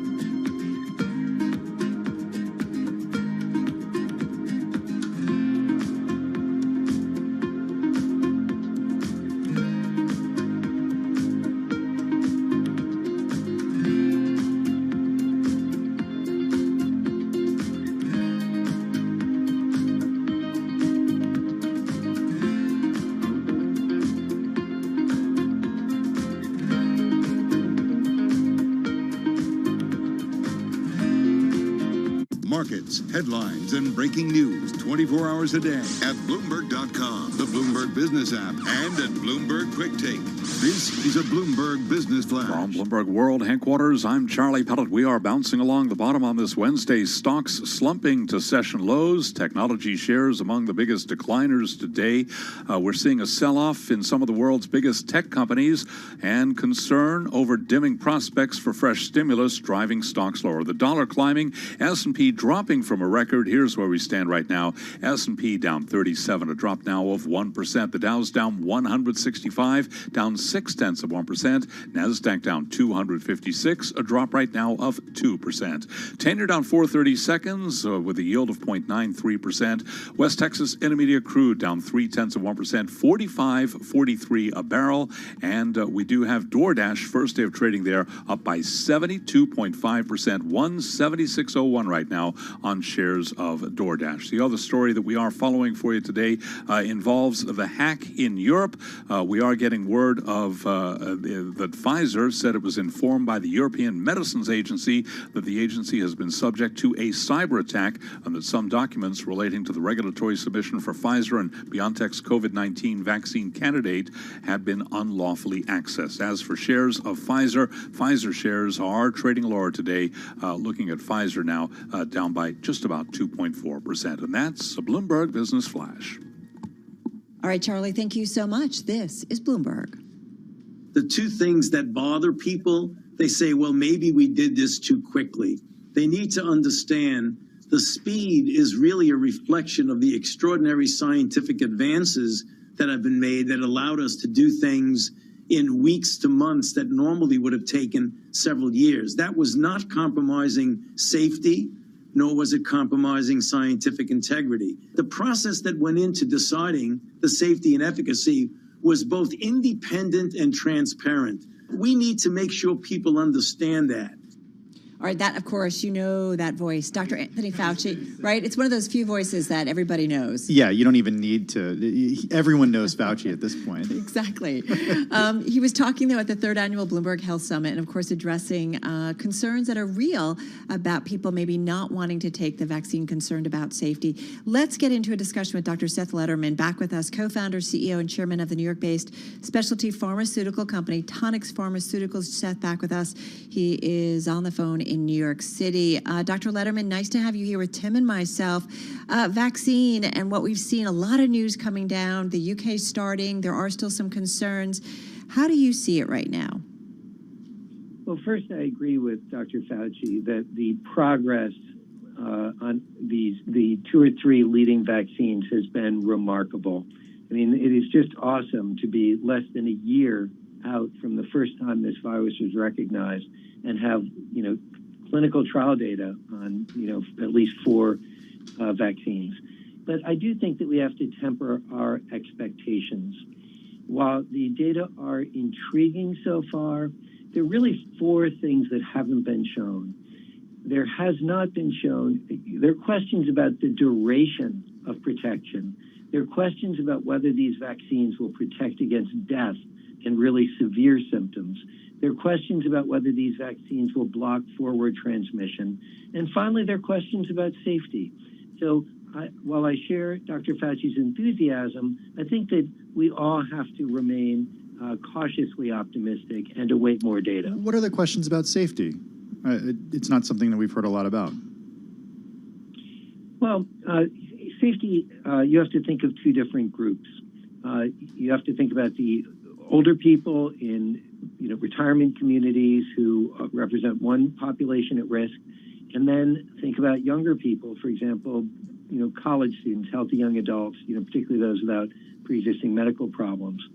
So for the older people in retirement communities, any vaccine will have some effect on their health.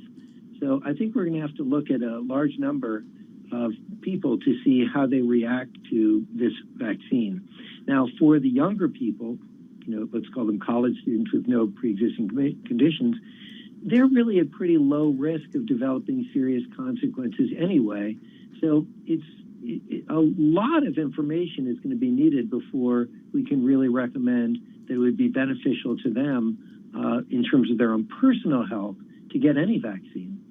But we got a lot more information certainly yesterday from the FDA, and I know there's a big review going on tomorrow that will ultimately decide, I guess, whether or not there's U.S. approval and we can move ahead. I mean, my understanding is from a vaccine that you tend to know the worst of it in terms of any kind of side effects within the first month. I wish that was the case, but we're talking about using these products potentially in hundreds of millions of Americans, let alone people all over the world. So I think that you need larger samples. And by the way, the kind of approval that they're getting now is really emergency use authorization. It's not full FDA approval, and the guidelines for full FDA approval really require that they're going to have to show protection, quite a bit longer period out from vaccination than where they are now. Well, that's sort of, at this point, that's sort of a worry for later, because the idea here is to get as many people as possible, especially those vulnerable people, inoculated as soon as possible, right? That's correct. But the question is, will these vaccines have to be administered repeatedly? Right. So would you take this, Dr. Letterman? Well, it's an interesting question. First of all, I'm unlikely to be a candidate because they're being, essentially reserved for people at risk groups. And I think that what the pediatricians and other groups have done, working with the CDC to work out an equitable and efficient way to distribute the first vaccines is great. So it's really a theoretical question. I wouldn't qualify. Although I'm a doctor, I'm not currently a frontline healthcare worker. Seth, let me just, because we're running out of time, unfortunately, got about 45 seconds here. You guys, though, are working on a vaccine, right, with a live COVID virus? Well, yes, we're working on a live vaccine, but ours is based, at Tonix, ours is based on a live viral vector. Right. And we're designing it so it provides longer duration of immunity. And, Merck is also working on 2 live viral vector vaccines. So it's a different approach. Right. But I think ultimately COVID is going to become endemic. So we're going to have to think about vaccinating people for the long term, and even people who haven't been born yet. Yeah, I think it's definitely an upheaval when it comes to how we treat this. Dr. Seth Letterman, thank you so much. Co-founder, Chief Executive Officer, Tonix Pharmaceuticals, with us on the phone from New York City. I mean, what we hear, Tim, right, is that we expect we're going to need multiple vaccines. Yeah, I mean, different approaches. Even with what we see with Pfizer, you have to wait 3 weeks to get the second dose of that. Right. So it's going to take a while. Yeah. Interesting thoughts. Yeah. Different perspective. Coming up, we're going to continue to track the markets for you, certainly on this Wednesday. And we're going to talk to you about some news anticipated when it comes to Facebook. We'll get to that in just a moment, right here on Bloomberg.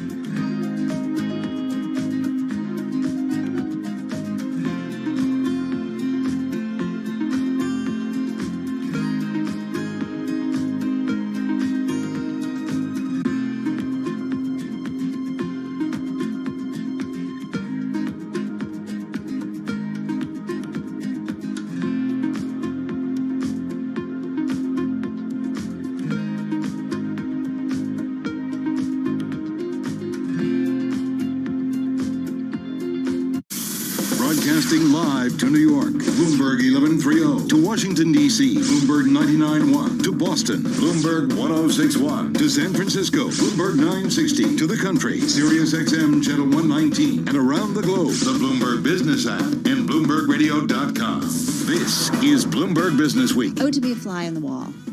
I just think about what we were just talking about. You know, social media, policing it, getting big, very influential. Maybe we should start broadcasting the breaks on YouTube. We've always said that's where like all the good stuff. Sorry, everybody. No, we have more good stuff to come. We're going to talk about some cases. It's just a preview for what's to happen, right? Exactly. That was our tease. All right, let's get back to Charlie Pella to check on your top business stories and a look at the trading day. Hey, Charlie. Well, hello there. It is a very busy day on Wall Street. Indeed, we're seeing a flurry of selling right now. Some of the world's largest tech companies weighing heavily on the equity markets. Stocks trading near session lows amid dimming prospects for fresh stimulus. S&P dropping from a record. Losses in the NASDAQ 100 index topping 2% as the tech-heavy gauge heads towards its biggest rout in a month. Apple and Facebook both slumping at least 1.9%. Let's get right to the numbers. S&P 500 index down 30, again retreating from yesterday's high, down 0.8%. The Dow is down 113, a drop there of 0.4%. But again, the real damage in tech land today, NASDAQ down 228, a drop there of 1.8%. As I mentioned, the NASDAQ 100 index lower now by 2%. 10-year down 5/30 seconds, 10-year yield 0.93%. Crude is down 0.3%, 45.47 a barrel on West Texas Intermediate crude. Pfizer says it was informed by the European Medicines Agency that it has been subject to a cyber attack and that some documents relating to the regulatory submission for Pfizer and BioNTech's COVID-19 vaccine candidate, which has been stored on an EMA server, have been unlawfully accessed. Checking shares of Pfizer, they are trading lower now. Pfizer down 1.5%, BioNTech down 3.6%. Among some of the other vaccine names that we follow, Moderna down 7.1%. AstraZeneca, the ADR is lower now by 1.3%. Lauren Sauer is an assistant professor of emergency medicine at Johns Hopkins Bloomberg School of Public Health. And on Bloomberg Television this morning, she told us as vaccines roll out, researchers will be monitoring for longer-term effects. The other thing I think we'll focus on is continuing out these studies to look at people who are getting vaccines, making sure we have a good sense of how the immunity is working, what protection looks like, how it's lasting, so that we can start to plan for whether or not we'll see continued surges and how we'll roll out vaccine broadly across the globe as we start to see those data roll in. The Johns Hopkins Bloomberg School of Public Health is supported by Michael R. Bloomberg, founder of Bloomberg LP and Bloomberg Philanthropies.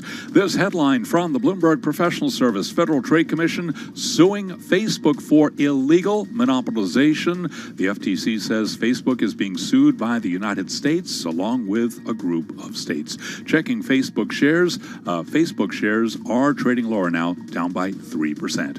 Recapping, we've got a tech sell-off on Wall Street. S&P down 32, a drop there of 0.9%. I'm Charlie Pellett. That is a Bloomberg Business Flash. Yeah, we're going to pick up on that, Charlie. Thank you so much. As you said, the stock is down about almost 3% here in the after hours. So not after hours, forgive me, still in the regular trade, but near its lows. But again, the headline, we expected this, Tim. We did. And look, investors are even sending shares down lower, so maybe they didn't expect all of this. Yeah.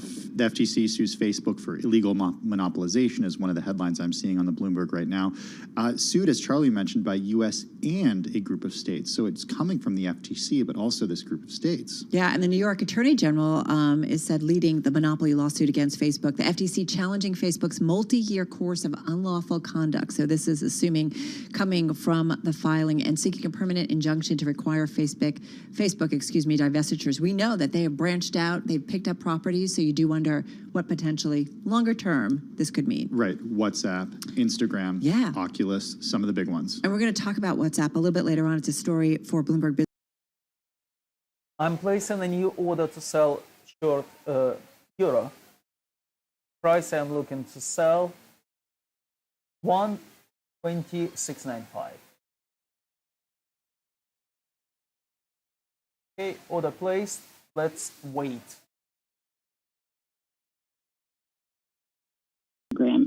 In the lawsuit that it filed just moments ago. And part of what it's calling for is a potential unwinding or divestiture of those companies by Facebook. That would be a significant alteration of Facebook's business model and one of the growing parts of its company. And so that's really interesting. And what they're saying is, that Facebook essentially bought them up. Well, I mean, there's no question that that's what happened. They do. Yeah, right. that's the way it goes. I guess the question is, to what extent does the federal government, do these states actually have a case here? It is, that is the question. And one of the defenses that Facebook will likely say is that, for instance, in the case of Instagram, that Instagram became Instagram because Facebook bought it. And that actually, at the time, Instagram wasn't as much of a competitor in the market sense, and that Facebook was the one to help it grow and become such a popular. I think that's a fair argument. I mean, Instagram was tiny. It had a staff that you could count on fingers and toes back then when Facebook bought it in 2012 for $1 billion, and it was a huge acquisition back then. Right. But I think a lot has changed since then, and I do think Facebook has a case that says, hey, Instagram is what it is because of our investment. Right. And I want to just bring in, like, is the consumer hurt in all of this? Naomi, doesn't that ultimately what those bringing the case, all of these regulators and state attorneys and the FTC, the lawyers for the FTC, don't they have to prove that consumers were hurt in the process? Yes, and that's one of the tricky parts about some of these tech antitrust cases. Because these platforms are free, lawyers can't rely on the usual measure of harm that they would normally use, which is price, to establish that a company hurt competition by hurting consumers. And so in this case, they're going to have to be really specific in their market analysis, in defining the market, in defining the consumer, and in defining the harm, which might use less traditional measures. I'm just going to remind everybody, Microsoft, right? When all of this first came down, how many years of lawsuits went on and on and on? I mean, who knows how long this could ultimately, Tim, take? And it's a really good point, and I think people look back at what happened with Microsoft as creating this environment for all these startups that we're talking about right now when it comes to antitrust to actually succeed. And in the meantime, you have Microsoft turning into one of the most valuable companies in the world again. Right, exactly. I mean, Naomi, this is just the beginning of what's going to be probably a very long process. Just got about 20 seconds here. It will be a very long process. And the key for Facebook will be, how does it maintain its competitive rigor in the marketplace while fighting this issue on the regulatory front? That is always something that analyst investors, right, jump on and be like, they're distracted. It's not a great thing, right? Yeah, the legal overhang. Yeah. And as Charlie said, Facebook stock down 3%, so it's not like investors are that concerned. No, exactly. Naomi, thank you so much. Naomi Nix, corporate influence reporter at Bloomberg News, on the phone from Washington, D.C. As a matter of fact, I was going to just take a quick check. What is Facebook doing this year? They're up 33%. Yeah. So, I mean, listen, we all understand kind of how this goes. Yeah. So we'll keep a watch on it, but definitely moving lower here a little bit. Let's get back to world and national news. For that, over to Nancy Lyons in D.C. Hey, Nancy. Hey, Carol. President-elect Joe Biden has introduced his pick to oversee the Pentagon, retired four-star Army General Lloyd Austin. Biden says he's asking Congress for a waiver to allow for his confirmation, something that's needed since he's been out of the military less than the required 7 years. Lloyd says he's ready to serve. If confirmed by the United States Senate, it will be my sincere honor and privilege to return to the department and to lead our great service members and civilians in accomplishing the mission of ensuring our nation's security. Austin would be the first black defense secretary. Treasury Secretary Mnuchin has submitted another proposal for a spending bill to extend pandemic programs that are soon to expire. But the stalemate continues. Republican leader Mitch McConnell stuck to his framework as he opened the Senate session. The Speaker of the House and the Senate Democratic leader have been consistent. They've delayed, deflected, moved the goalpost. Senate Republicans have made one offer after another. Democrat Richard Durbin is a member of the bipartisan group that released the latest version of its compromise proposal. To close the door on this bipartisan effort is to reject a good faith undertaking by senators from both sides of the aisle. A major sticking point remains absolving businesses from lawsuits for failure to protect workers from COVID-19. In Washington, Irv Chapman, Bloomberg Radio. Americans waiting for Republicans in Congress to acknowledge Joe Biden as the president-elect may have to keep waiting. Lawmakers sticking with President Trump say they might wait until January to declare the elections final. Global news 24 hours a day on air and on Bloomberg Quick Take, powered by more than 2,700 journalists and analysts in more than 120 countries. All right, no doubt about it. Nancy, thank you so much. We are living in unusual times. We really are. So this story by Mark Gurman and Kurt Wagner, it's on the Bloomberg at Bloomberg.com as well. And it talks about Apple, that it slammed. Is this an old story?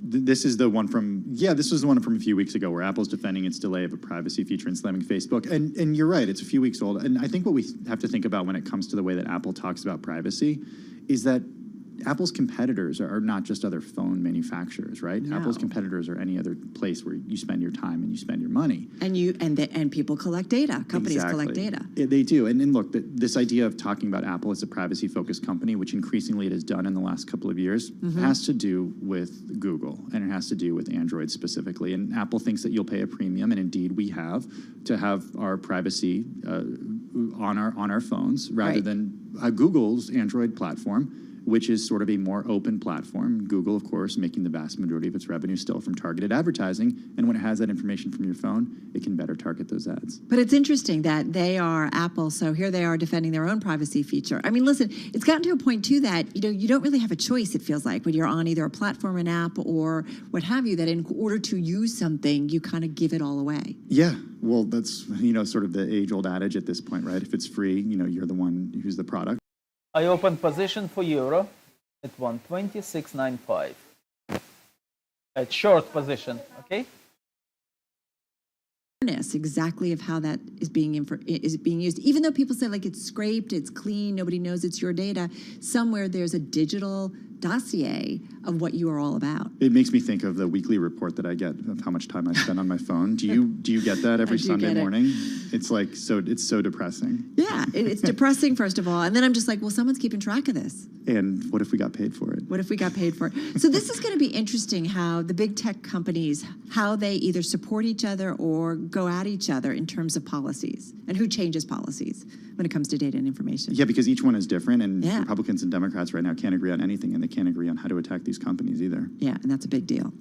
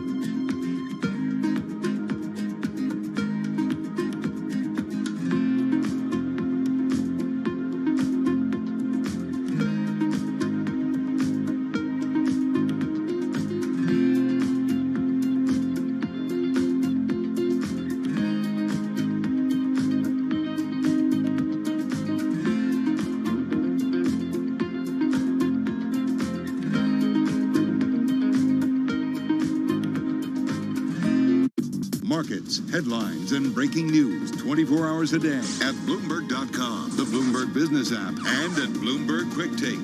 This is a Bloomberg Business Flash. From Bloomberg World headquarters, I'm Charlie Pellet. A tech sell-off, sinking stocks amid stimulus deadlock. We've got the S&P down 32 now, down by 0.9%. The Dow's down 128, or lower now by 0.4%. NASDAQ tumbling 247 points for the NASDAQ Composite Index. That is a drop right now of 2%. NASDAQ 100 Index, that winning streak coming to a screeching halt today, down 2.2%. 10-year down 5/30 seconds, 10-year yield 0.93%. Gold is trading lower today as well. We've got West Texas Intermediate down 0.3%, 45.15 a barrel right now on West Texas Intermediate crude.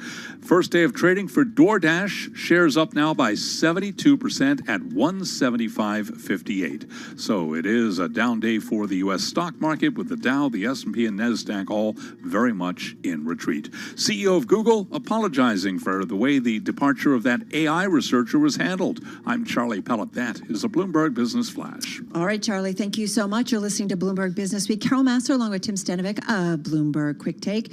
And listen, this is going to be a great story, great conversation, because we just got the headlines about the FTC suing Facebook for illegal monopolization. Let's get that out. So they are certainly on the radar. And we love our Bloomberg team because they understand companies, they understand nuances to when they do a deal or potentially what this could mean. Yeah, and this is a perfect time to get Kurt on the show because he writes about WhatsApp in his most recent Bloomberg Business Week story. And Joel Weber also joining us live from Brooklyn right now. Hey, Joel. Hello, and yeah, you couldn't have scripted this timing probably any better, but you know we're We'll give always you credit thinking for ahead, it. right? Yeah, exactly. And Kurt had been so patient. He filed this story months ago, and then we were like, yeah, well, we're going to do it soon. Just trust me. So no time like the present, Kurt. So the story, you know, we often try and have what I consider like a strategic lens on our stories, and you know, at Facebook, there's this behemoth that has, you know, basically made a series of acquisitions that is obviously has captured regulators' attention, hence the news today. But one of these is WhatsApp, right? And WhatsApp, they've basically added to their portfolio. It's huge internationally, far bigger internationally than here in the U.S. But the big question has always remained sort of like, how could they go about monetizing this? And when they do when Facebook does get around to monetizing things, you look at Instagram, and it has just become a cash cow for Facebook, and it really relies on advertising. But the question has been sort of, you know, WhatsApp is not Instagram, so how would you go about making money off of it? And that seems to be the big priority now at Facebook. So walk us through what their plan seems to be, Kurt. Yeah, to your point, it is not advertising in the way that we know from the newsfeed or from Instagram. And part of the reason of that is because it's hard to get the same level of data in a private messaging app that they are able to get from those other services. So it's harder to do the targeted ads that we're used to. So in this case, what Facebook wants to do is really turn WhatsApp into a commerce and payments platform. And so imagine that, you're interacting with a business, perhaps in the way you do today. You might send them an email. You might actually pick up the phone and dial a 1-800 number. They envision a future in which you're doing all of those interactions on WhatsApp, and you're using the service to maybe place an order, make a payment, handle a customer service issue. And if they are sitting at the middle of all of those interactions between businesses and consumers, they see a really big business opportunity there, especially in markets outside the U.S. where people are already kind of doing this behavior. They just don't have the structure in place to actually capitalize on it.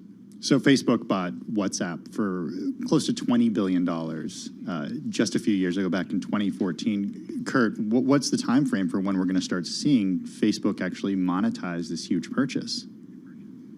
Well, this is something we've been talking about for years at this point. And when you pay $19 billion for a company, you have to answer those questions usually sooner rather than later. Facebook's ability to continue to grow its ads business has bought it a lot more time, I think, than many people thought they would have to make money from WhatsApp. But what we saw in 2020 is that they're really starting to kind of double down on this investment. They made a $5.7 billion investment in an Indian technology company called Jio Platforms. The whole idea there is that they're hoping that WhatsApp can kind of partner with Jio on a lot of this commerce and payment stuff. We saw them make an acquisition of more than $1 billion just last week of a customer service software company. And so the fact that they're making these big strategic investments and these acquisitions right now is a signal to me that we're going to see this idea materialize in a more real way, probably sometime in the next 6 to 12 months. Kurt, before this FTC moved, you mentioned that customer service acquisition. That was the last kind of big story from Facebook. That was the purchase of a company called Customer. And as you write in the story, that was met with basically crickets and kind of a shrug from everyone. But how could the customer acquisition and this nascent strategy with WhatsApp, how could that all sort of start to come together?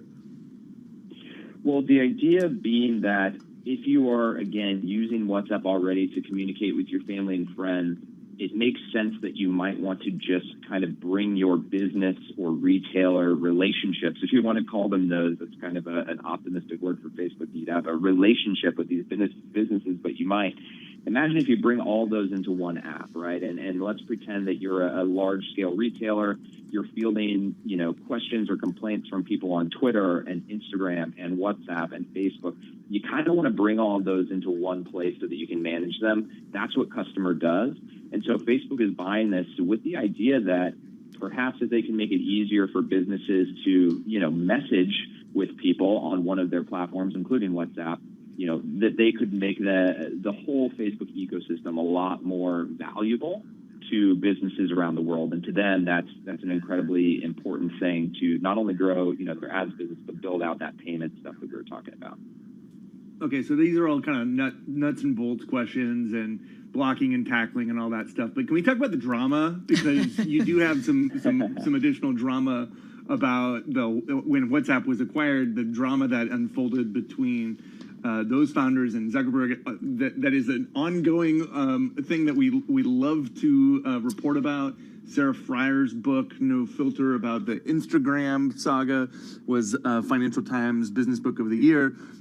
So I just have endless appetite to learn more about the drama behind the scenes and, basically Zuck's inability to share power. What did you learn in the course of reporting this? And what tech drama? Oh my God. Right? Facebook Never drama. heard of that before. Like button. Totally. Like button. I think that the very, very simple way to summarize this is to say that, Mark Zuckerberg acquired a company from two guys who had the exact opposite idea of what they wanted to build. Whereas Facebook was building this thing that you shared publicly and they gathered your data and they showed you targeted ads, WhatsApp wanted everything to be incredibly private. It didn't want to read your messages. And most importantly, the founders said, we're never going to show you ads ever. That's a promise. Don't even worry about it. So how does a company that makes that promise then go sell itself to Facebook, right?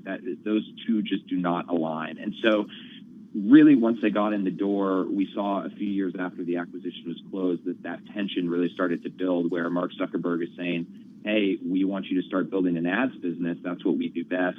And these guys saying, hey, we promised our users we're never going to do that. We're not going to build what you want us to build. And ultimately, we saw both the founders leave in late 2017, early 2018. And it's just, anytime you bring together clashing cultures like that, you're going to have a lot of issues. That's why when there's ever a merger, we think about Salesforce and Slack. Like, this is a question we ask. Like, how is that integration going to work, right? Because so often they don't. Exactly, right. We see it throughout history. For those of you listening in New York, D.C., and San Francisco, watching on YouTube, Bloomberg Business Week, Tim and I, we're going to be back. If you're listening on Bloomberg 1061 in Boston, Bay State Businesses coming up next. Our thanks to Kurt Wagner, tech reporter at Bloomberg News, and to Jill Weber, editor at Bloomberg Business Week. Find more Business Week stories on the terminal and at Bloomberg.com. This is Bloomberg.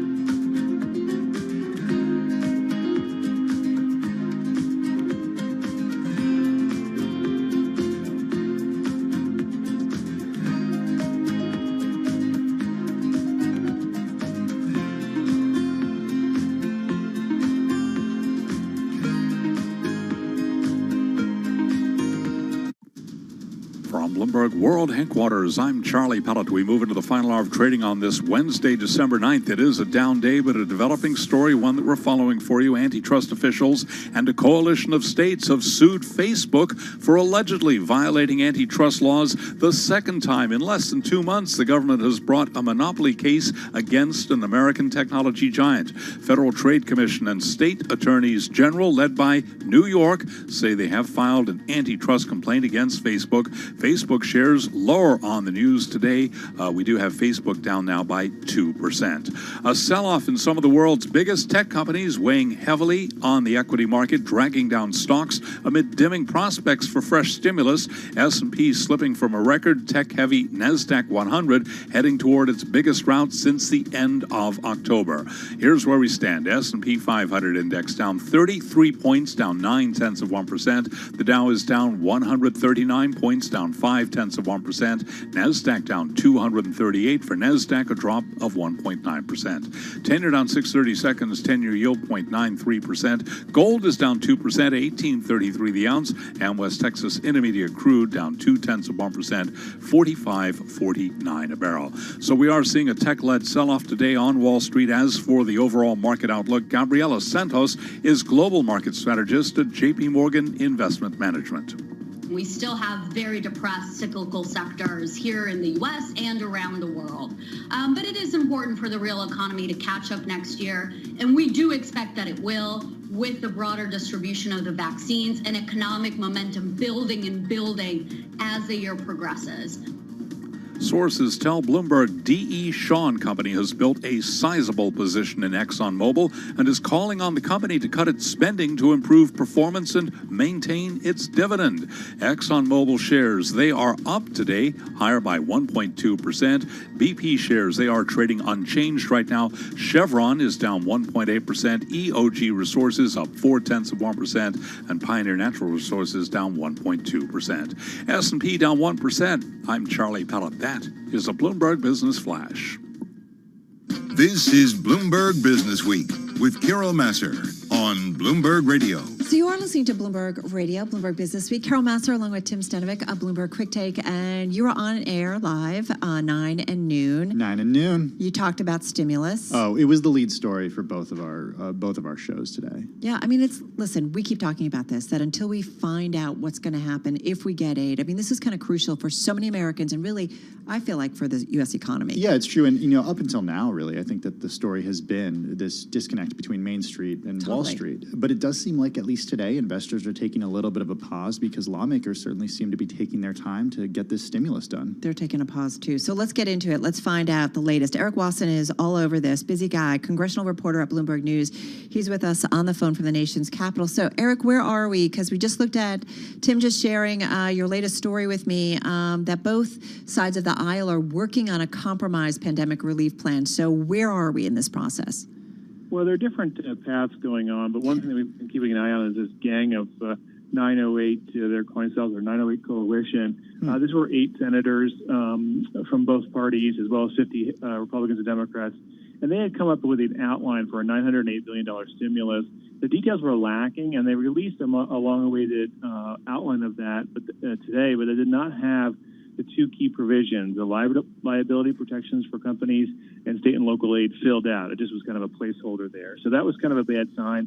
We're talking to Joe Manchin of West Virginia just now, and he's saying, by tonight, perhaps we'll have some resolution on this. Now, for congressional leaders, they don't really like these side groups to form and sort of take matters into their own hand.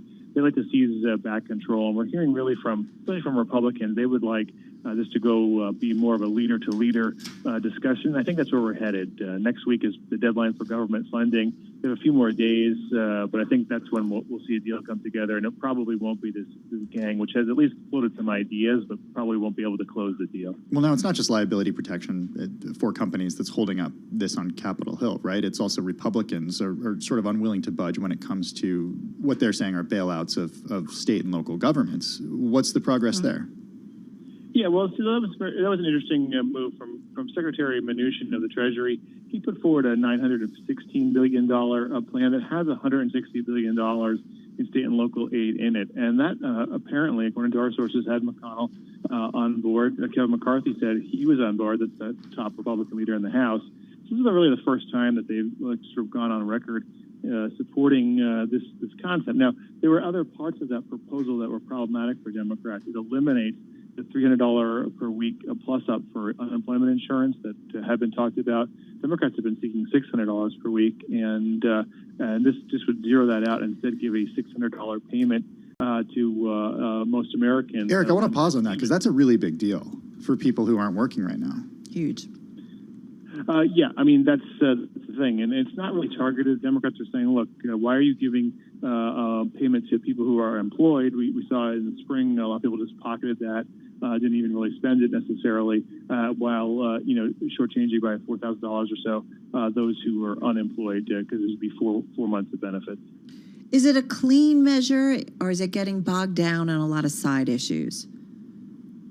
Well, I mean, it depends on what you mean by clean. I mean, the outline of the bipartisan thing has many different provisions. It has small business aid, $300 billion or so, aid for child care centers, broadband, internet, education. It's a grab bag of measures, but it is also tied to this government funding bill, a giant $1.4 trillion bill that's needed to keep the government open for the rest of the year. They're going to extend that deadline for a week on December 18th, and that has been bogged down by a lot of small issues indeed, but they're more likely to be resolved. If you remember, the president continues to push for a border wall. That's one of the signature issues there, as well as the money for immigration raids. So we're seeing those get worked out separately on a separate track, but it all has to come together by the 18th. That's what I was wondering. I was wondering how much, kind of horse trading was going on here. Cut to the chase, Eric. Do you think we're going to get something before the end of the year? Because just like Tim said, I mean, Americans who are, facing eviction, just have nowhere to go anymore. I actually am optimistic. When I saw the Mnuchin offer and the Republicans come into the $900 billion range, this is really within the scope that the bipartisan group have been talking about, the level that Pelosi and Schumer, the top Democrats, had endorsed. So on the numbers, they're really coming together there. There are policy differences, but I'm more optimistic than I had been. I don't know about you, Carol, but doesn't it feel like there's this more sense of urgency, at least with what we're hearing from lawmakers? And Eric, is that what you're experiencing on Capitol Hill? Do they seem like there is this sense of urgency to get something done ASAP? Well, I wouldn't say ASAP, but by next week, because Congress always operates they always say it doesn't operate on the clock, it operates on the calendar. And the fact that they need to go home for Christmas, they need to fund the government, that creates a deadline. Mm-hmm. And when you're trying to herd cats, when you're trying to get all these people with very different viewpoints to finally just, cut bait and do a deal, you need that kind of deadline. That's what's causing the urgency. Hey, does it come down to also, Eric, a red-blue thing, that blue states are hurting a lot more than red, and that's why we're not seeing Republicans play ball as much?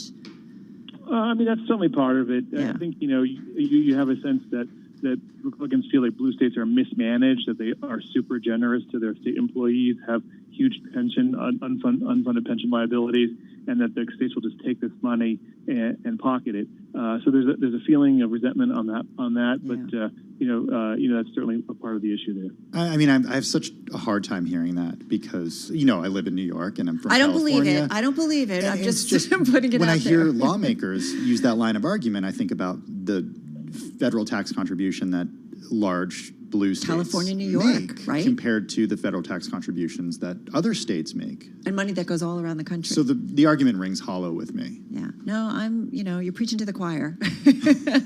But it does make... Go ahead, Eric. I mean, they more point to Illinois or there are other governments that are more famously unable to really be fiscally responsible. Right. But, it's certainly that Democrats make that argument that a lot of the blue states contribute more federal tax dollars than they get back.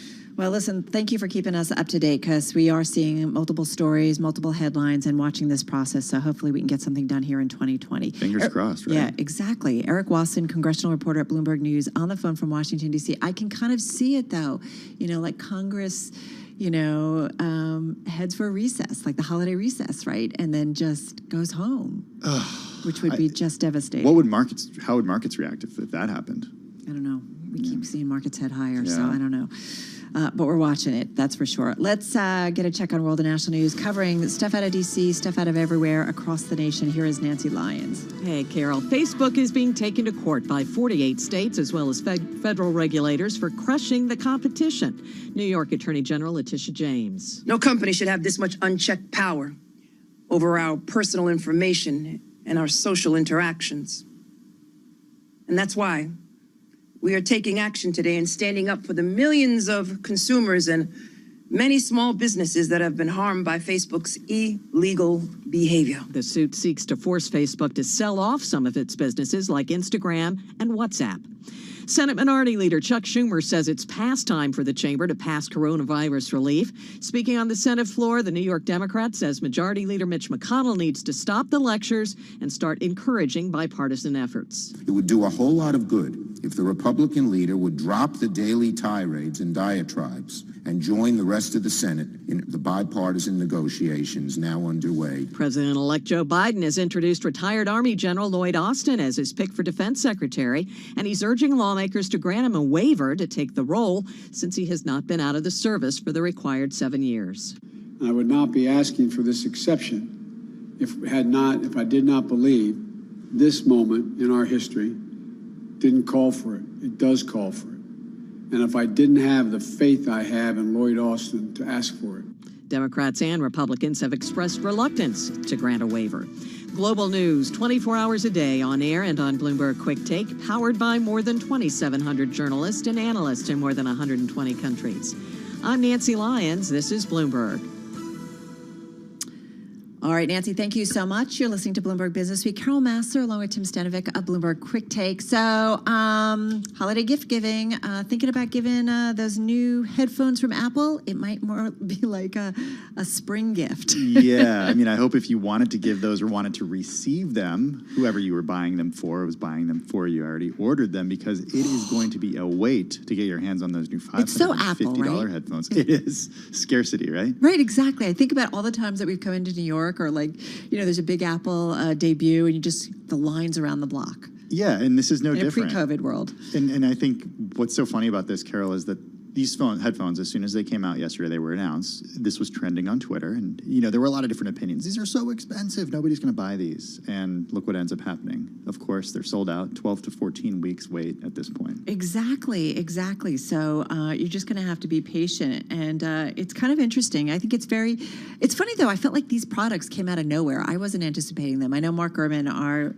Apple guru, knew that they were coming, but I felt like usually I'm like, oh yeah, this is coming. You make a really good point, because a sort of like mid-December release date for a product is a very late release date. Right. You want to see this stuff in September and October if you're Apple, because then it gives your customers time to buy them for the holidays, which is the most important quarter for these companies. And listen, when it comes to Apple, I think many people would argue they're in a category all their own, right? Like for such a long time, it's like, who's going to pay this amount of money for a phone? And yet, like, I remember when they first started creating phones, and it was just such a status symbol, and you'd put your Apple phone on the conference table of like, I got an Apple phone, you don't. And every year the price goes up and people continue to pay. And I think a big part of that is because of the way that we live life out on our phones. Yeah, exactly. It's become, like our mini CPU, if you will, and our whole lives are on it. And so, they've gone from smaller to bigger to bigger. So for our conversation that we had earlier, how many hours a day in your weekly report are you finding that you're spending on your phone? I don't know that I want to know. Yeah, I was going to say. It's harder since in this environment because everything's happening. I know. And you have to is. How many hours for you? It's under 5, which is good. Okay. But it's too much.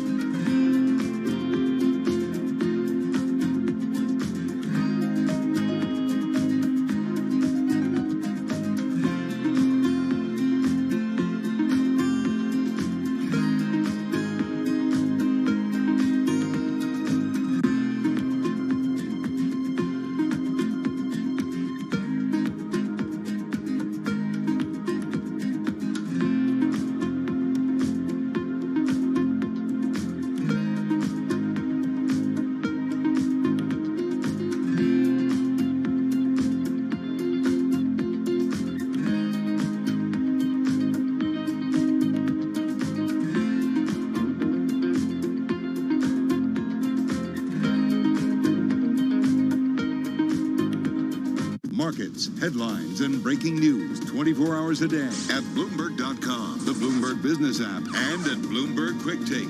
This is a Bloomberg Business Flash. From Bloomberg World Headquarters, I'm Charlie Pellet. 43 minutes to go ahead of the closing bell. A broad technology sell-off on Wall Street. Let's head right over to the First Word breaking news desk for today's afternoon call. Here he is, Bill Maloney. And good afternoon, Charlie. That's right. U.S. stocks under pressure amid weakness in those technology names. Dow's currently down 145 points. S&P's dropped 34.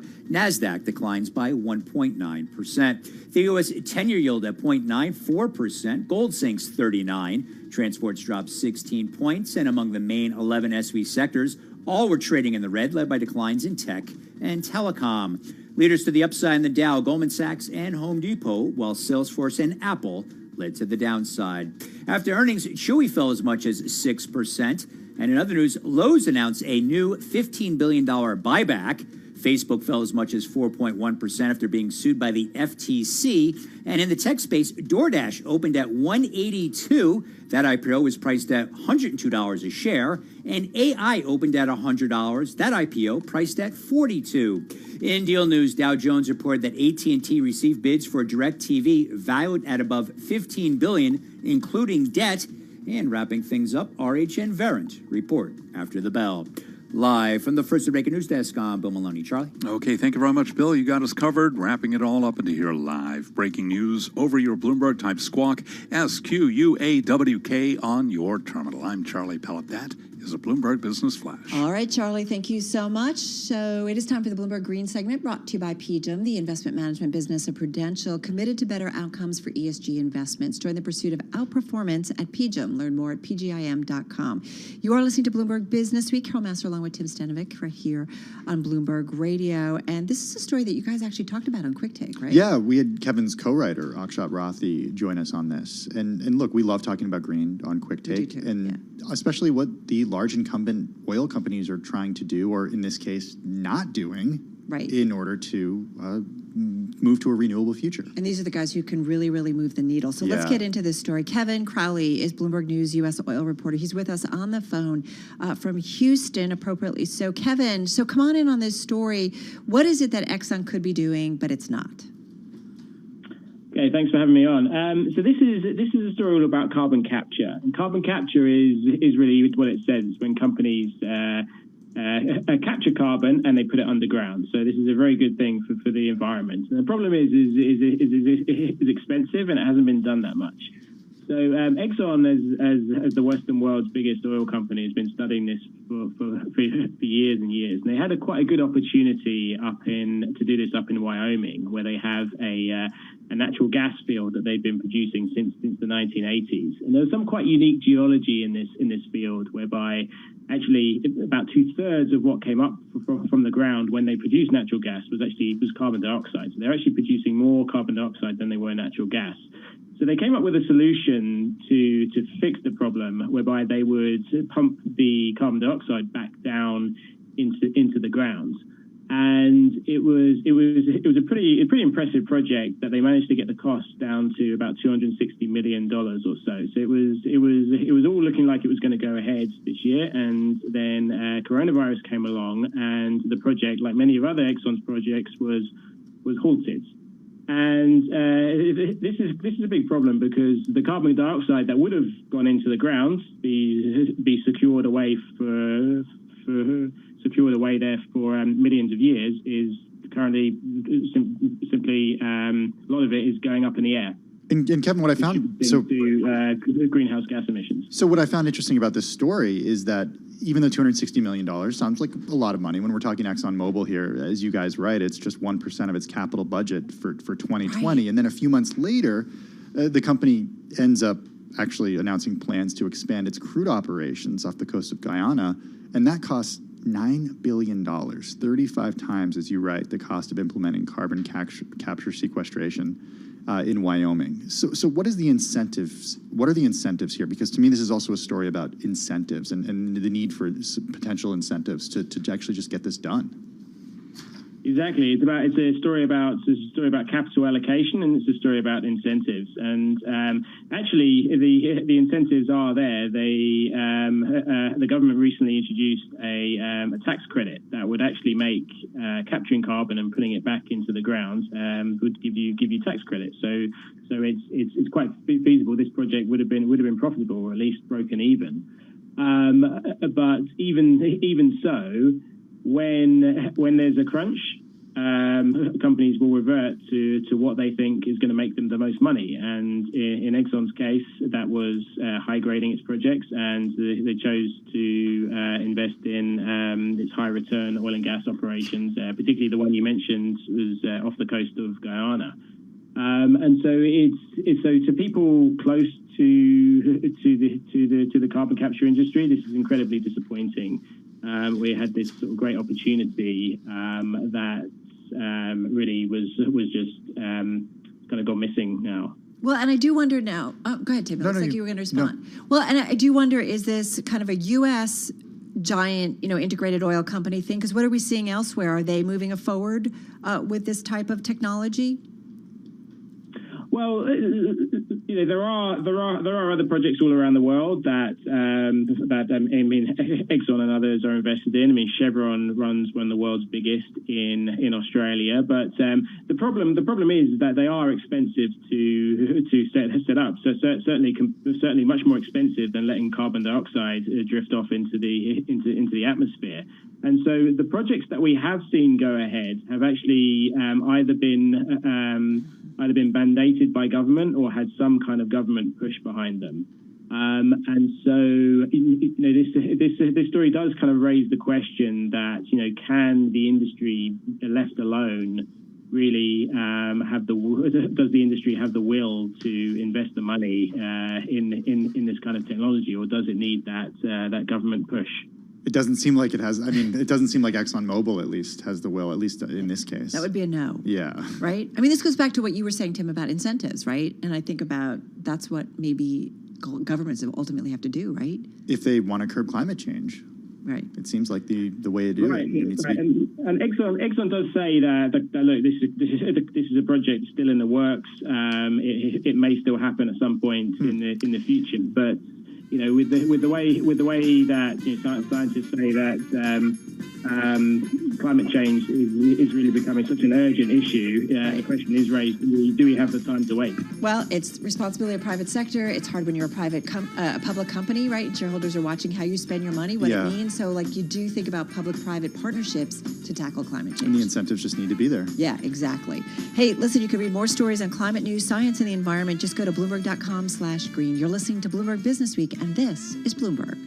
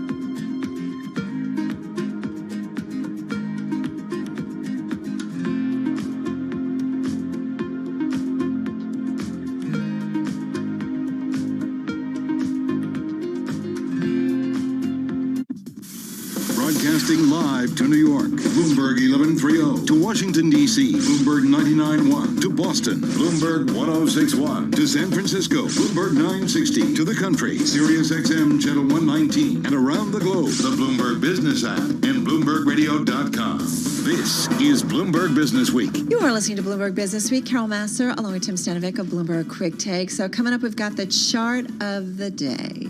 What's it going to be? I don't know. Well, I'm cheating a little bit. It's going to be about cheap U.S. stocks, but I don't know what that means in terms of a song.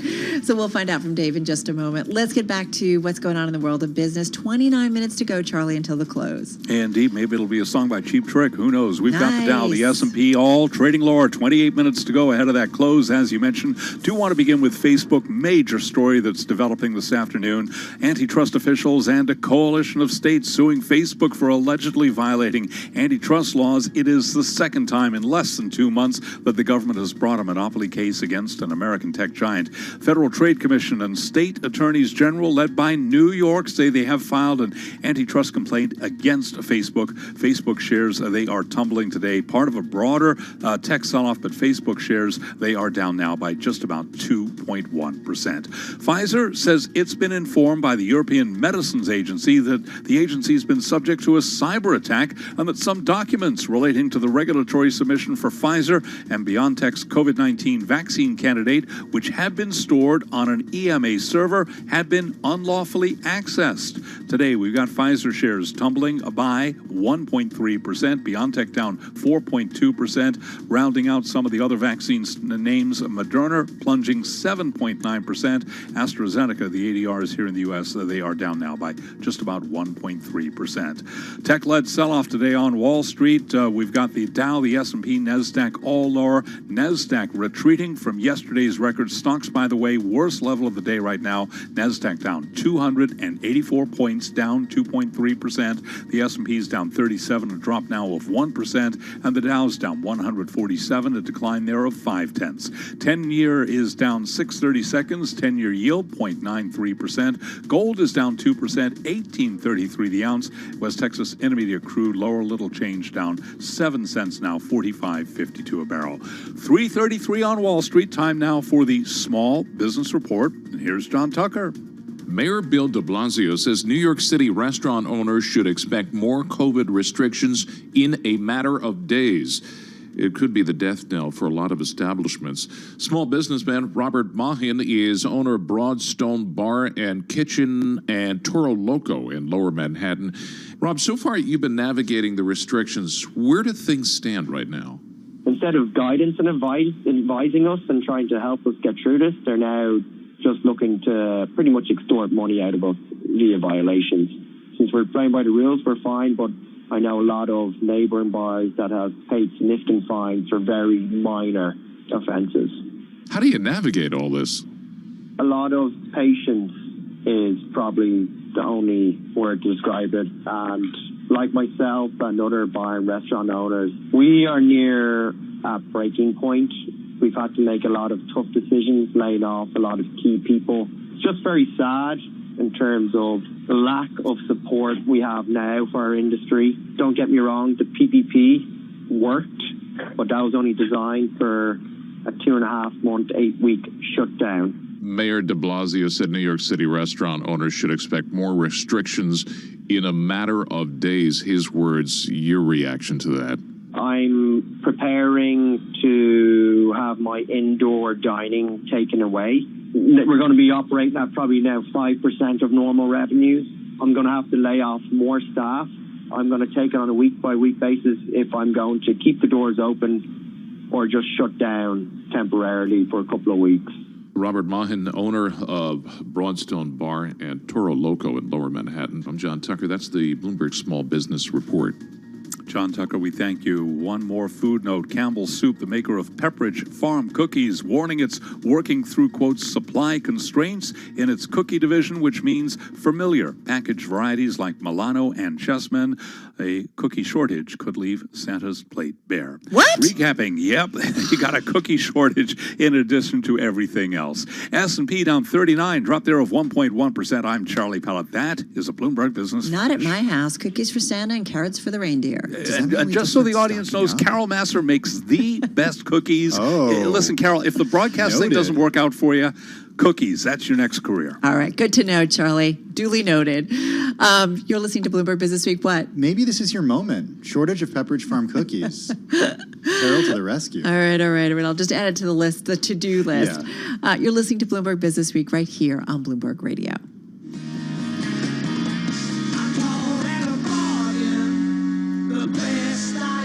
I knew it on the downbeat. So what is it? Do you not know who this is? No. The Who. Oh, okay. Okay, I can do this. And the song is called?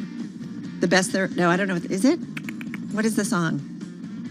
It's in the headline of my chart. And also in the bit of lyric that you just heard. The Best There Ever Is? No. Cheap? Cheap? I don't know. What? Bargain. Ah, man, I didn't see that, Dave. I didn't see that. What can I say? I did get the bend. Do you not know who the Who is? No, I know who the Who is, and I got to go see the Not being musical critical, just when checking. I was little. You did? On one of our trips to New York City when Broadway was still a thing. Tommy. Yeah. There was a little disdain there. Yeah, that would be Tommy. Sorry, Dave. Just clarifying, you know. Clarifying for the listeners. I remember my brother Tommy was George, his adapted into a Broadway album, musical. like what it looked like. Isn't that funny? Albums. All right, Dave Wilson. So bring us to the chart of the day. All right, we're talking bargain stocks, at least in relative terms. It's something that Jonathan Galb, who's the chief U.S. equity strategist at Credit Suisse, was writing about this week, and specifically focusing in on financial and healthcare shares. And the reason he sees them as, quote, extremely undervalued, that's what he said in his report, is he was looking at what are called forward price earnings ratios, so based on projected profit over the next 12 months rather than historical earnings, specifically for these two groups. And when you run the numbers, you find out that the S&P 500 financial and healthcare indexes, when you put them up against the S&P 500, their forward PE ratios are more than 30% lower than the broader index. And the chart shows you that, with the financial stocks, it's something that's been happening over time. With the healthcare shares, a bit more recent in the last couple of years. But either way, this year we have seen the ratio between these forward PEs drop to the lowest level in years. For the financial stocks, it was July 2000. For healthcare, it was May 2009. So put it all together, and these are areas that, Galb's suggesting investors should look at. And if you want to look at the chart and the explanation that goes with it and everything I do going forward, just send me an email. The address is dwilson@bloomberg.net. That's dwilson@bloomberg.net. Got a favorite Who song? Dave Wilson. Oh, there's so many choices. I know. mean, Won't It's Get pretty cool. Fooled Again. Yeah. From that very same album is Bargain. Certainly is a choice. A later one I kind of like is Eminence Front. Right before the band initially sort of broke up, as it were. Of course, they ended up going on to play concert tour after concert tour, but it's basically Pete Townsend and Roger Daltrey these days. Well, I'm not going to get fooled again on the song of the day. Oh, my God. I can't believe you did that. All right. Dave Wilson, we'll see you later on. Let's get off to Nancy Lyons in D.C. Hey, Nance. Hey, Carol. Canada is giving the green light for the Pfizer-BioNTech coronavirus vaccine. The country today said it is set to receive up to 249,000 doses this month, 4 million doses by March. Tomorrow, an FDA advisory panel here in the U.S. will be looking at the data and is expected to approve emergency use authorization for the Pfizer shot. Anthony Fauci, the nation's top infectious disease expert, says the real challenge will be convincing people to be vaccinated, especially considering the vaccine's quick development. They need to understand the speed is really a reflection of the extraordinary scientific advances that have been made that allowed us to do things in weeks to months that normally would have taken several years. Dr. Fauci spoke this morning at the Bloomberg American Health Summit. Senate Minority Leader Dick Durbin is pleading with Republican leader Mitch McConnell to bring to the floor a bipartisan stimulus bill. Durbin took to the Senate floor today to urge leadership to take up the compromise package that senators from both sides of the aisle have drafted. This silent, empty chamber is no answer to the cries of American people who are desperate for help in the midst of this pandemic. The White House is now promoting a $916 billion plan that calls for a $600 stimulus check, but no supplemental unemployment aid. YouTube says it will start removing content that alleges there was fraud in the 2020 election. The company's parent corporation, Alphabet, made the decision after rivals Twitter and Facebook removed such content. Global news 24 hours a day on air and on Bloomberg Quick Take, powered by more than 2,700 journalists and analysts in more than 120 countries. All right, Nance, thank you so much. You're listening to Bloomberg Business Week. Carol Master along with Tim Stenovic right here at Bloomberg headquarters. And this story, we've been talking about it all throughout the newsroom. Starbucks naming Melody Hobson chair in, it's really one of the highest profile Black directors in corporate America. Well-known Ariel Investment. She's co-chief executive officer, and she is replacing Myron Ullman, who's retiring. But, this year, if anything, companies are looking at their C-suite, their executive suite, they're looking at their corporate boards and trying to make them more diverse. And there is a lot of work to do, Carol. There's some just really dismaying statistics in this Bloomberg story. So 15 companies out of the entire S&P 500 have a director who is not a male. So it's a female chair, that is. Only 15 companies. Only 15. So my hands and one of yours. Yeah. That's it. Out of 500 companies. Yeah. That's according to Bloomberg data, and none of them are Black. Exactly. And Ursula Burns, which we know has been a prominent Black executive in corporate America, she preceded Hobson as a pioneering Black female chair when she led Xerox's board. That was from 2010 to 2017. Listen, this is a big conversation. I've been having conversations with a lot of executives and C-suite executives. They are thinking about diversity and inclusion like never before.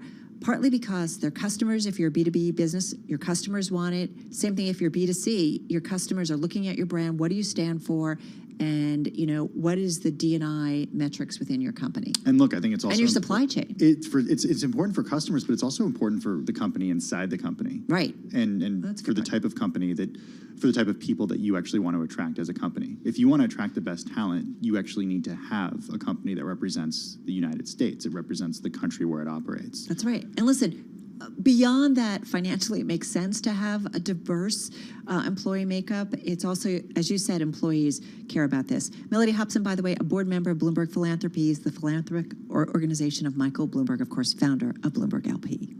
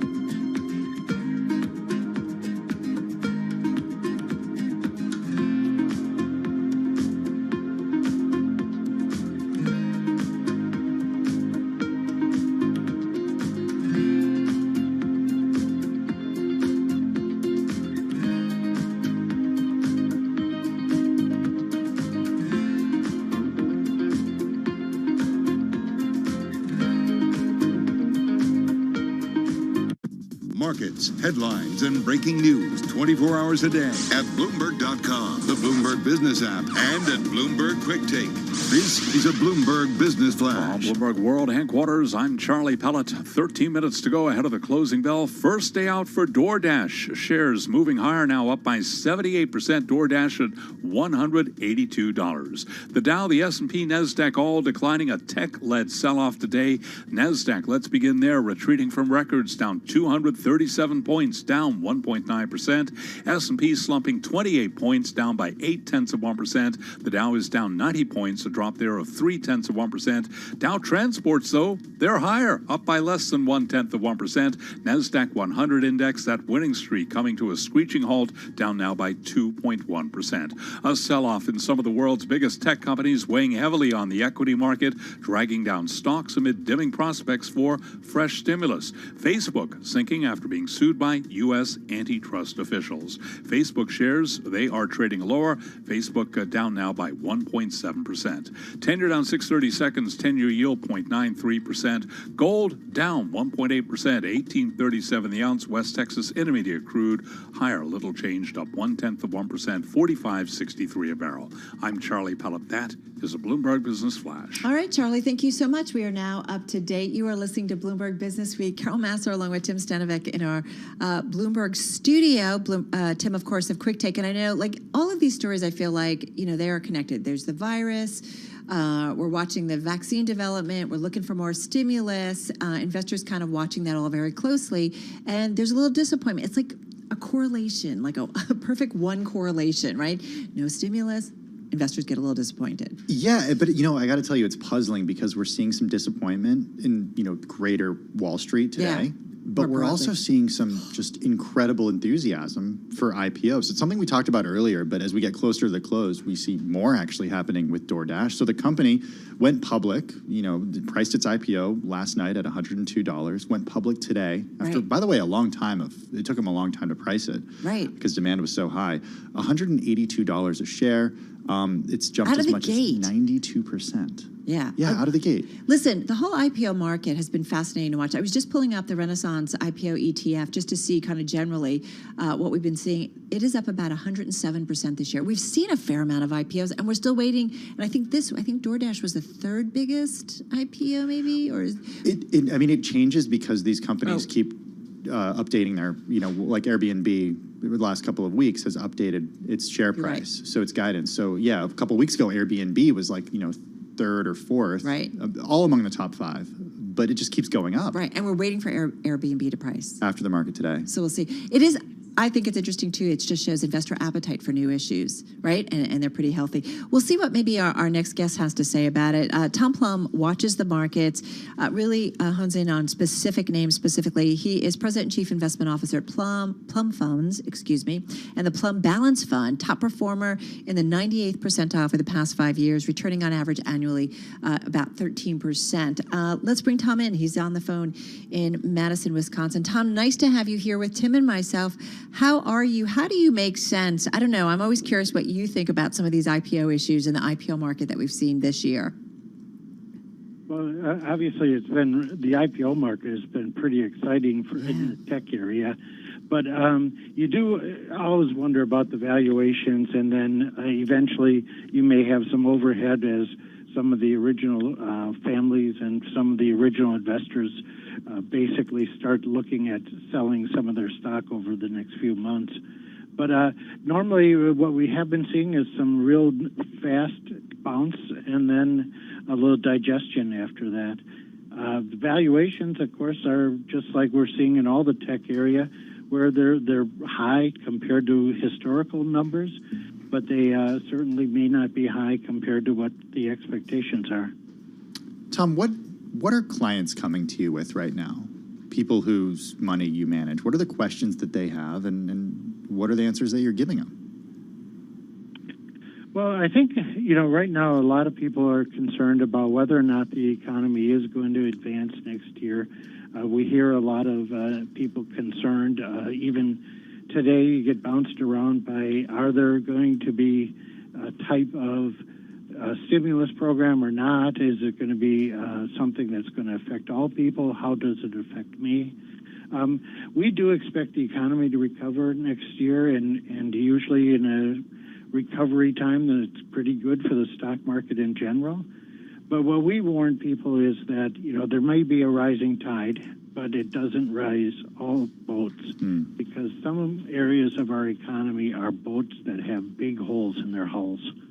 Yeah, we've definitely seen that play out. As we continue to have conversations over the past 9 months, there are definitely winners and losers in this environment, even as we take out records on the major equity averages. So, Tom, I'm curious, in your fund, which has done consistently so well, certainly, as I mentioned, just even over the past 5 years. So where are you committing new money? What do you like in this environment? Well, we continue to think that the pandemic really just accelerated some secular trends, and that we're going to be in a digital economy for a long, long time, and it's changed how we do everything. So, we look at what if, we talk about greenhouse gases, and we talk about all the different things we need for energy efficiency, and that's going to be a big, important point for the new administration.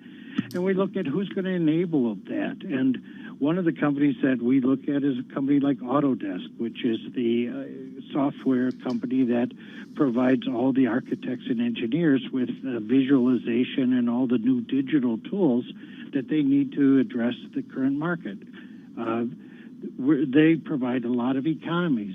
We know that there's probably 10 to 30% waste in materials on every new construction project because they overbuy different things.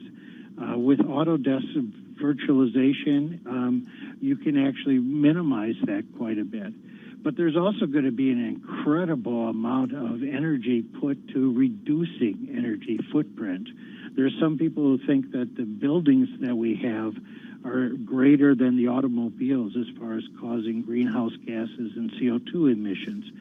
So if they're 30% of the world's CO2 emissions, there's going to be a continuous effort to reduce that, and Autodesk is a company that could do that. We have seen, you talked about secular trends just being accelerated in online payments, purchasing, direct delivery, the idea of using digital wallets. I know you argue that's something that's here to stay. How do you get exposure to that? Well, Tim, it's not just here to stay, but it's going to continue to grow and accelerate. And we definitely think that there's still a long path in front of PayPal and Alibaba and Amazon and companies like that. But if you look at some real opportunities, Latin America, for example, Brazil has historically shown about an 18% online growth in their purchasing, and this year it accelerated to 44%. And then the leader in that industry, Mercado Libre, had over a 70% revenue growth in the last quarter.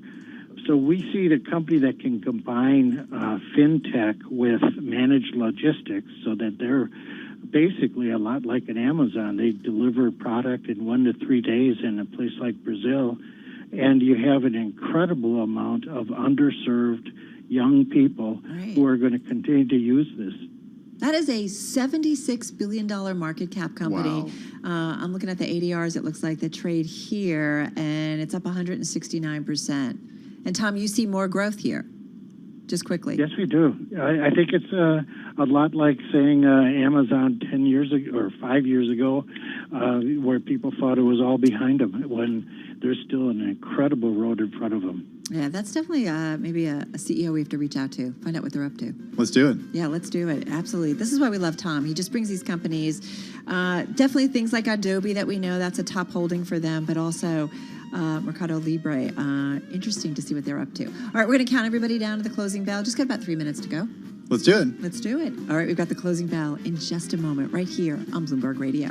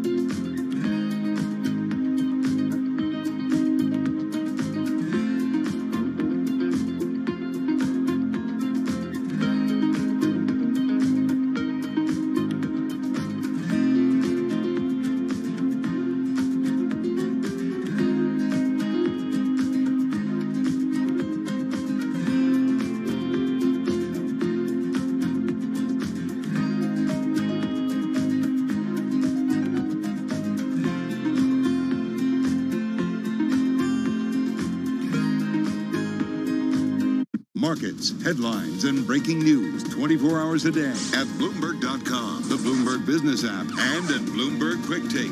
This is a Bloomberg Business Flash. From Bloomberg World Headquarters, I'm Charlie Pellet. There you have it, sound of the closing bell as we wrap up trading down Wednesday on this December 9th. The Dow, the S&P, NASDAQ all lower. Folks from C3AI virtually ringing that closing bell. We begin with a headline from the Bloomberg Professional Service. Hunter Biden says the U.S. Attorney's Office is investigating tax affairs. Some sell-off in some of the world's biggest technology companies weighed heavily on the equity market today, dragging down stocks amid dimming prospects for fresh stimulus. S&P slipped from a record. NASDAQ 100 had its biggest slump since the end of October, and Facebook sank after being sued by U.S. antitrust officials. Right to the numbers, Facebook shares, they dropped today by 1.9%. Tech stocks tumbling with NASDAQ down 243, a drop of 1.9%. S&P 500 index down 30, a drop of 0.8%. The Dow down 108, lower by 0.4%. 10-year down 5/32, 10-year yield 0.93%. Gold down 1.7%, dropping $31 the ounce at $18.38. West Texas Intermediate crude $45.60 a barrel. So it was a down day on Wall Street. As for the market backdrop and what's on the minds of investors, Tom Plum is Chief Investment Officer at Plum Funds. He was our guest moments ago right here on Bloomberg Business Week. We hear a lot of people concerned. Even today, you get bounced around by, are there going to be a type of stimulus program or not? Is it going to be something that's going to affect all people? How does it affect me? We do expect the economy to recover next year, and usually in a recovery time that's pretty good for the stock market in general. First day of trading for DoorDash, and it delivered a return of 85.8%. First day out of $87 a share to $189.51 on DoorDash. S&P down 29, a drop of 0.8%. The Dow down 0.4, NASDAQ down 1.9%. Charlie Pellet, Bloomberg Radio. Whoa, yeah, what I say. Nobody move a muscle. Bloomberg Business Week. Movers and shakers. Damn, Stippy, you got some moves. On Bloomberg Radio. All right, you are listening to Bloomberg Radio. I'm Carol Masser at Bloomberg headquarters in New York City. And joining me is Bloomberg News cross-asset reporter Sarah Ponczak on the phone in New York City. And I do want to just do a little bit of a big picture here in terms of the S&P 500. Keep in mind, we're watching for headlines on Airbnb, their IPO pricing as well tonight, a day after DoorDash, as Charlie mentioned, opening at 182. The IPO is priced at 102, so quite a successful IPO for DoorDash. So we'll look for some headlines on Airbnb. S&P 500, if we take a look, we know it was predominantly a down day here for U.S. stocks. We saw 215 names, though, actually higher on the day, 287 lower, 3 unchanged. If I look at the major industry groups in the S&P 500, energy at the top of the pack once again, just up about 1/3%. 3 groups saw some slight gains in the S&P 500. The rest was down. Bottom of the pack, information technology. We talked about those tech names really dragging down the overall market. As a group, they were down about 1.9%. Sarah Ponczak, come on in on the trade. First of all, we're glad you're feeling better and glad to have you back. We missed you. I'm very glad I'm feeling better, and I'm happy to be back. So listen, talk to us about the trade today. You know, it's not often that it feels like, you know, stocks are down. Although if you look at the S&P, it was kind of a split market. But what stood out for you? But exactly what you just said, it's not that often that stocks are down. And you could say that leading up to today, markets have been getting a little bit far out over their skis. Some might argue a little bit more than a little bit. For example, a couple statistics. As of Friday, the S&P 500 was trading 17% above its 200-day moving average. For a comparison, that's just as far about as the benchmark ever became disconnected from that long-term trend line, even back in the dot-com days in 1999. At the same time, the NASDAQ 100, which did lead losses today, down more than 2%, had been up for 10 straight days, up 6% over that period. It was the best winning streak since about a year ago, late 2019. So today we see a sell-off, and not to say that this isn't insignificant. A 2% sell-off is pretty significant. It erases about a third of what we had gained in the NASDAQ over the past 10 days, just for comparison. But you have a bit of a stretch to market. And then on top of that, at least when it comes to Facebook, when it comes to the FANG names, they are coming under pressure. Facebook getting sued for antitrust concerns. This has really been in the spotlight for months, over a year now, even.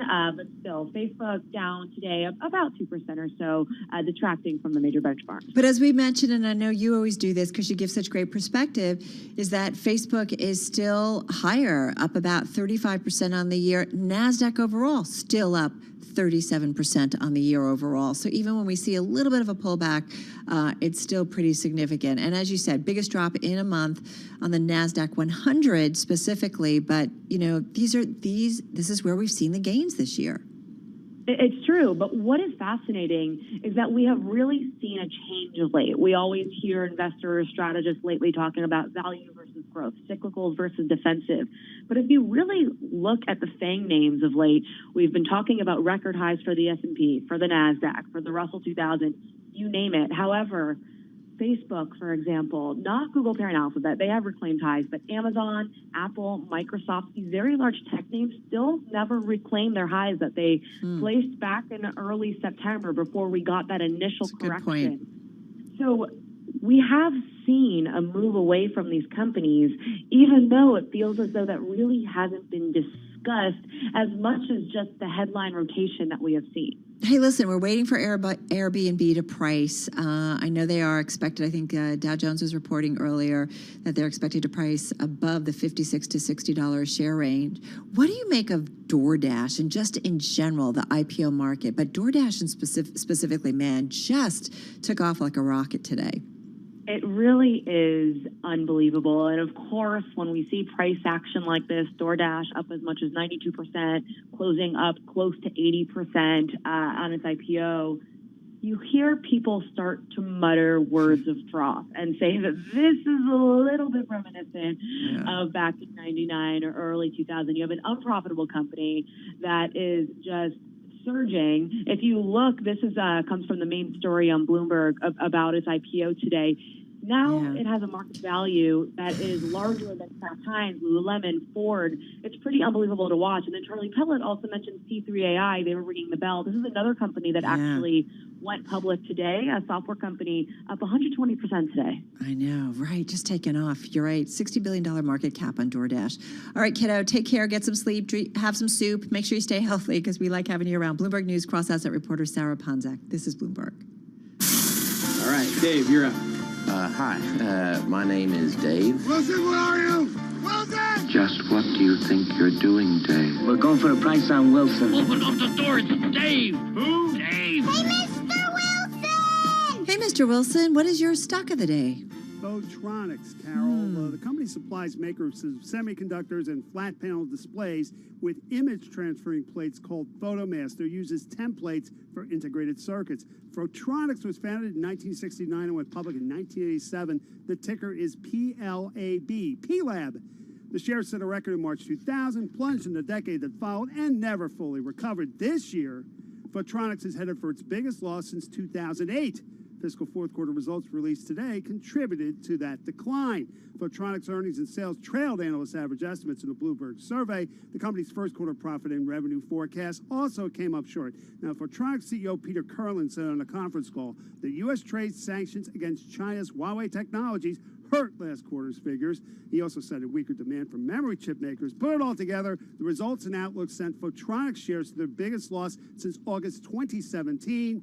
They fell almost 16%. Wow. Well, and you wonder, gosh, what are they doing for the year? I was just looking up in terms of their share price, down about 29% now.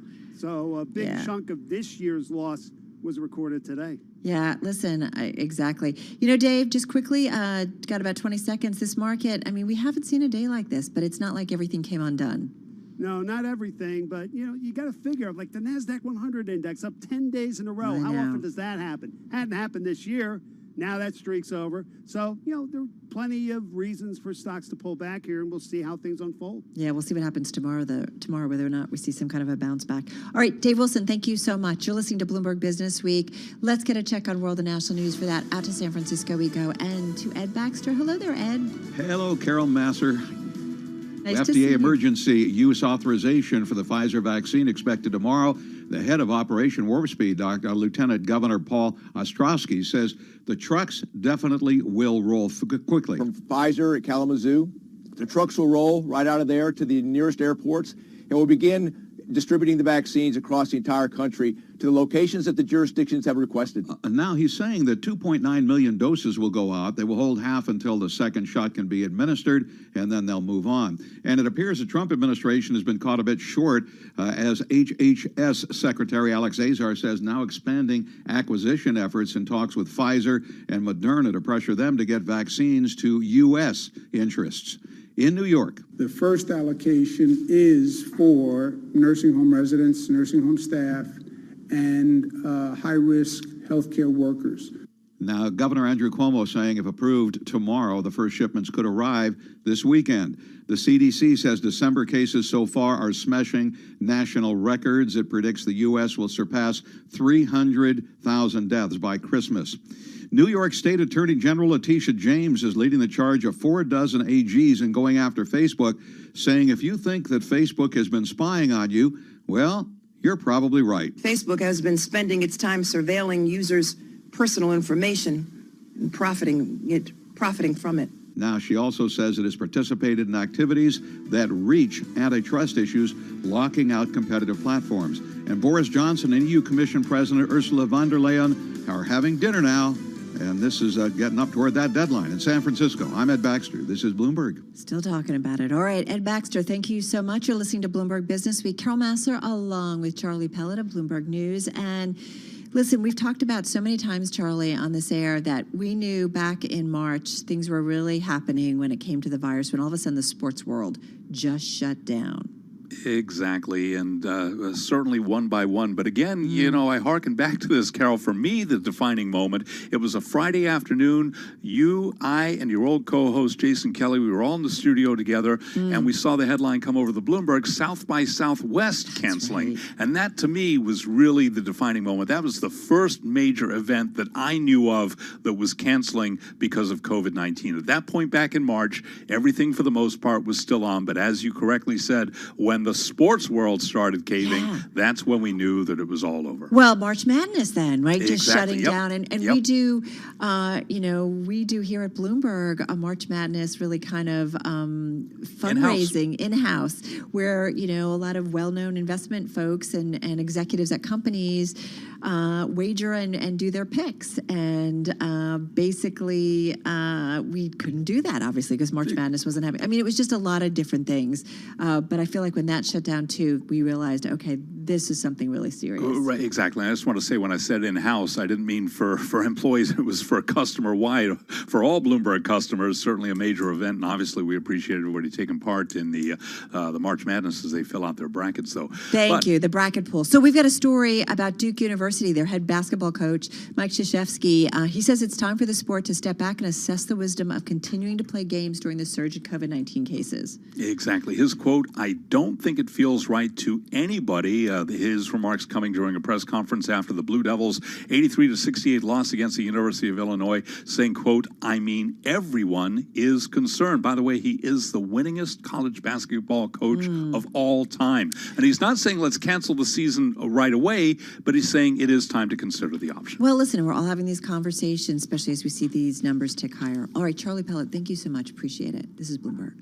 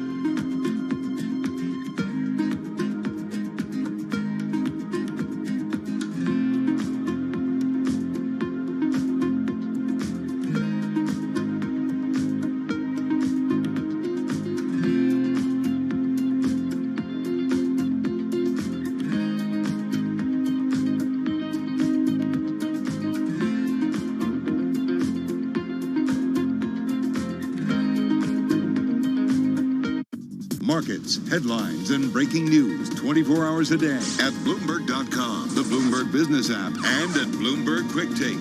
This is a Bloomberg Business Flash. From Bloomberg World Headquarters, I'm Charlie Pellet. Biggest slump in a month for the NASDAQ 100 index. A sell-off in some of the world's biggest technology companies, weighing heavily on the equity market today, dragging stocks down amid dimming prospects for fresh stimulus. S&P slipping from a record today. The S&P down 29, a drop of 0.8%. The Dow slumped 105 points, down 0.4%.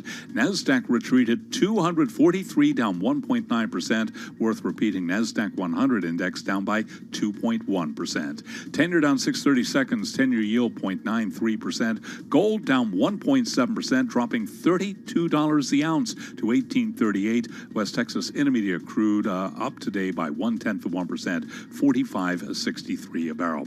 First day out for DoorDash, shares rallying 85.79% to 189.51.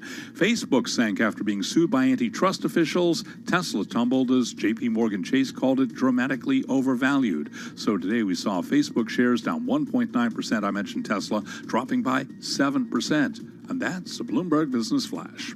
All right, Charlie, thank you so much. So we know DoorDash had its IPO today, became a public company, raising billions of dollars in the process. And we mentioned the market valuation. I meant to look at the last one, but I think it was more than $58 billion by the close. So we know it's one of the biggest IPO listings this year. DoorDash CEO Tony Xu actually spoke to Bloomberg TV's Emily Chang. They talked earlier. And here's what they had to say, because keep in mind, DoorDash, the food delivery service, made its trading debut. But here's what he had to say about his vision ultimately for the company. One half of our goal is building the largest local commerce marketplace in which we're bringing everything inside your city to you in minutes, not hours, or in days. And the other part of our goal is to make sure that we can take the products we've built for our marketplace and give them to merchants in the form of ordering as a service, logistics as a service, so that they can build an end-to-end technology solution. All right, so maybe getting more involved with some of the companies on its platform. That was DoorDash CEO Tony Xu speaking earlier with Emily Chang. Let's get more, though, on the IPO, the company, the business, the future. Bloomberg News deals reporter Crystal C. is with us on the phone in New York City. Crystal, nice to have you here with us. So here it is, great IPO, very successful, very in demand, and now it's going to be investors saying, okay, let's see you perform. That's right. It looks like a great outcome for them. It's a big valuation for a company that's only trading for 1 day. At a fully diluted basis, it's worth $66 billion, and that means it's bigger than Kraft Heinz, it's bigger than Ford Motor. So it is a huge company, and on the first day it traded extremely well. They priced the IPO at 102. And at the highest, it's almost like more than 90% higher than the debut price. So but now it's like you said, it's down to what the company does and how it performs in the long run. Well, that's what I want to ask you. So talk about the space, the U.S. food delivery space. There's a lot of options out there. I know on my phone I have several choices, but DoorDash, in terms of market share, they've really pulled ahead of a lot of the other rivals, haven't they? They have. They are, in fact, the biggest player in the U.S. at the moment. And they disclose in the prospectus that they have more than 50% market share in the U.S. And that is more than Uber Eats, more than Grubhub, Postmates. And don't forget that we have seen a huge amount of consolidation in the space. Just this summer, we've seen that Grubhub was sold to a European player, Just Eat Takeaway, and then Uber was merged with Postmates. The deal is closed. So we have seen so much consolidation, but DoorDash really had its leader position. And for IPO investors, and this is really important, for the growth and market share is really what you're looking for, and that's partly fit into today's share price, which is like almost 100% higher than the 102 that they priced us. Well, and Crystal, I don't know if you do this, if you're ordering on some of these food apps, and I know we do at home. We're like, okay, wait, what's the fees they're charging versus this? And like we're looking at these things increasingly because all of a sudden these fees make it a lot more expensive in terms of the ordering. The fees, though, that DoorDash charges restaurants specifically can be 30% of the cost of an order. That's a lot. And I do wonder at some point, do eateries kind of push back on that and say, listen, I've got other options. I can go elsewhere. Yeah, that is in fact what investors are saying. So Uber Eats actually, from what from my conversation with an investor, he was telling me that Uber Eats could actually have better pricing power in the long run when customers start taking rides again. When the ride sharing business takes off, they can actually subsidize their food delivery business. So that will put pressure on DoorDash's pricing and DoorDash's valuation when we see COVID winds down. But yeah, it's not particularly sticky. Just as a customer myself, I just take whoever has the cheapest delivery fee. So that will be a challenge for DoorDash, how they differentiate themselves and how they keep on being competitive and try to go towards the goal of profitability is what investors will be looking at from now on, quarter to quarter. Yeah, I'm just thinking about that first earnings report. We're all going to be like on pins and needles, right? Looking to see as we get really kind of more transparency about the business and how well it's run at this point. And there are going to be some high expectations, right? Yeah, absolutely. So yeah, once the first earnings come, that would be one that everybody looks at. The other event that I would say everybody would also be looking at is when the lockup expires. When the lockup does expire, we will see more shares become available, and that will potentially put pressure on stocks as well. And that's inevitable for every company that go public. They all have lockups. They all have this price pressure and this event that investors look at. So not unique to DoorDash, but yeah, it's definitely another event to watch. Right, and also their CEO, Tony Xu, who's got, I'm just looking here on the Bloomberg, I think he's got more than 10 million shares, so we'll see what maybe, I guess that's from day one, what he ultimately does with that. Just real quickly, 30 seconds, what are you anticipating about Airbnb? We're watching the Bloomberg to see any headlines on that. We're watching for the pricing tonight. They expect to price tonight and trade tomorrow. Right now, the price, they have already moved up the price range. So we're watching whether they price within the range, above, below.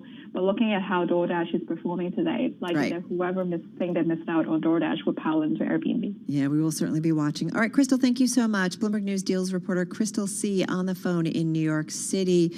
A lot going on. Of course, we heard DoorDash jumping really in that first day of trading today. And now we're going to switch our focus to Airbnb, and we'll watch for that pricing here on the Bloomberg. For those of you listening in New York and San Francisco, watching on YouTube, Bloomberg Business Week, we're going to continue. If you're listening on Bloomberg 99.1 in DC, Sound On with Kevin Cirilli is coming up next. Coming up next, though, we're going to check in with the co-founder and CEO of Gotham Greens. You know them. You buy their lettuce and everything else in supermarkets. So we're going to check in on what they're up to. This is Bloomberg.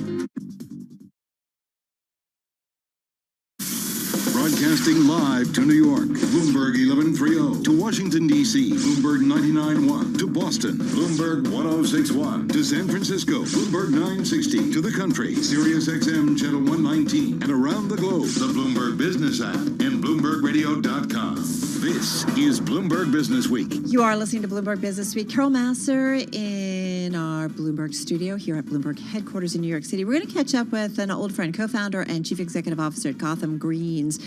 We're going to check in with Viraj Puri, see what he's up to. They've done a recent capital and debt raise, so we'll find out about their growth plans in just a moment. First up, though, back to your top business stories, some of the news after the close. I'm still waiting for Airbnb to price, Charlie. And so am I. We're watching for that, but we are seeing headlines about RH, the old restoration hardware. Third quarter net revenue, $844.8 million. Estimates there, $838.7 million. Shares are up after hours, advancing by just about 2% after hours on shares of RH. A sell-off in some of the world's biggest tech companies weighed heavily on the equity market today, dragging down stocks amid dimming prospects for fresh stimulus. S&P slipping from a record. NASDAQ 100 had its biggest slump in a month, right to the numbers. The S&P 500 index down 29, a drop there of 0.8%. NASDAQ was down 243, down 1.9%. I mentioned the NASDAQ 100 index giving up that winning streak lower today by 2.1%. The Dow down 105 points, falling by 0.4%. 10-year down 0.6%. 10-year yield 0.93%. Gold down 1.7%, $18.93 the ounce. West Texas Intermediate crude little changed, up 3 cents, $45.63 for a barrel today of West Texas Intermediate crude. So a down day on Wall Street. It was also the first day out for DoorDash. That's the food delivery service, and its shares surged today. We saw DoorDash rallying 85.8% in the first day of trading as we await the latest pricing numbers out of Airbnb. But as for DoorDash and that IPO, Kathleen Smith is chairman of Renaissance Capital. With DoorDash, you have a company that's growth has soared due to the pandemic. Everyone wants food delivery. But what's going to happen once we get back to normal life? That growth trajectory has to drop, and that's the key challenge in analyzing DoorDash. Commercial flights with the Boeing 737 MAX jetliner resumed today for the first time since they were grounded worldwide following 2 deadly accidents nearly 2 years ago. Brazil's Gol Airlines became the first in the world to return the planes to its active fleet. Boeing shares lower today by 1.9%. And YouTube says it will start deleting videos that mislead people about the outcome of the U.S. presidential election, a move that could include future postings from President Trump. Today we saw Google, that's the parent of YouTube, down 1.9%. I'm Charlie Pellet. That is a Bloomberg Business Flash. All right, Charlie, thank you so much. You're listening to Bloomberg Business Week. Well, just yesterday, the indoor ag and tech company Gotham Greens, they announced a new equity and debt capital raise, some $87 million. So let's find out what they're up to and what their growth plans are and how the pandemic has really been impacting them. Great to be talking once again with Viraj Puri. He's co-founder and CEO of Gotham Greens. Full transparency, I've reported on them for Bloomberg TV and Bloomberg Radio audiences. I am a satisfied customer also. And Viraj joins us on the phone in Brooklyn. Viraj, nice to have you back. Great to be back, Carol. How are you? I'm doing really well. I do want to talk about the equity and debt raise in just a moment, but tell me about how you are doing and what life's been like under COVID.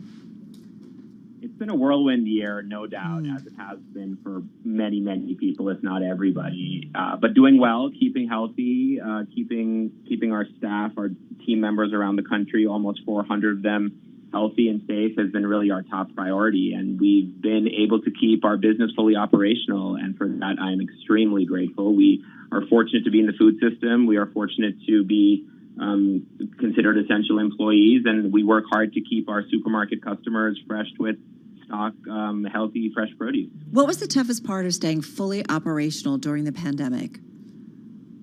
So, look, we saw the writing on the wall. Our team put a crisis management plan into place in early February. So we worked really hard to secure our supply chain, work on shifting our shift schedules around so we could enforce more social distancing, and even sort of got on the temperature checks and things a little bit early on. So I feel incredibly fortunate that we were able to do that. And we've certainly had to modify how we run our facilities but very early on got confirmation from the federal government that we would in fact be considered an essential industry. So we informed our employees that we could stay operational. And literally the day that the pandemic was declared, we received a surge in requests from our supermarket customers to run extra trucks on the road and deliver more product, since there was such a run on grocery stores. So it really provided us with an opportunity to really improve our value proposition in the supply chain. The supply chain is so reliant on California, the centralized production there, and we were able to really serve our customers well. Yeah, that's pretty remarkable because it's all been about supply chains. What about what you learned during the pandemic, especially with this new debt and equity raise? I do wonder about, are there strategies that you were thinking about implementing? And I've seen your greenhouses out there in Brooklyn. I mean, it's pretty remarkable. It's very high tech. But are there strategies, Viraj, that you were thinking about putting in place but taking your time, and all of a sudden you're like, okay, we're all in on this? Because of the Candidly pandemic. speaking, this growth strategy and plan was already well in the works even prior to COVID. So in 2019, we almost doubled our capacity with new greenhouse facilities in Illinois, Maryland, Rhode Island, and Colorado. So we were able to really ramp up those facilities this year and double our growth year on year. And we already had a plan into place to expand further geographic market expansion within the U.S. in 2021 and 2022. So this funding is going to enable us to do that while continuing to build operational capacity and just build our brand and continue to be a leader in this segment and this category. To be fair, did you have to put some plans on hold because you were just making sure that your employees were safe, your teams were safe, and that you were meeting all of that increased demand by your supermarket customers? Certainly. Yeah. For a couple of months there in the spring, we were just focused on exactly that and didn't focus as much on sort of the new site development and land acquisition. So we certainly held our breath for a little bit, but then as things stabilized a little bit in the summer, we doubled down on those efforts. Yeah, really fascinating. And I do want to kind of also talk to you a little bit more about kind of what your future plans are for 2021 and visibility that you're seeing, especially as we continue to be in a week where we've gotten a fair amount of news on a vaccine. So, Viraj, hang on for a second because I do have to do a little bit of news, but we'll come back and continue the conversation with Viraj. Excuse me, Viraj Puri. He's co-founder and CEO at Gotham Greens, on the phone from Brooklyn. Just checking my Bloomberg to see, because Airbnb is expected to price here in the after hours. I know earlier in the day we did hear from Dow Jones saying it was expected for that IPO to price above $56 to $60 a share, coming on a day where we saw DoorDash shares jump as much as 92%, excuse me, in their debut after their IPO. So we've definitely seen, it's really been a year, 2020, where there's been an incredible investor demand for a lot of IPO issues. So again, just kind of watching the Bloomberg, and we'll bring you those headlines as soon as they are crossed. Let's get back to world and national news. For that, over to Ed Baxter in San Francisco. Hi, Ed. Hey, Carol. With a potential FDA emergency approval of Pfizer vaccine, governors and health groups are checking their list and checking it twice to make sure that everything is in order. Example, Colorado Governor Jared Polis says over 40,000 doses coming and then more from Moderna. Now we're looking towards the next important, optimistic, hopeful, exciting phase, the triumph of modern science. Yeah, he says, like most of us, he hasn't seen his family in 9 months. In New York, it could arrive as soon as this weekend.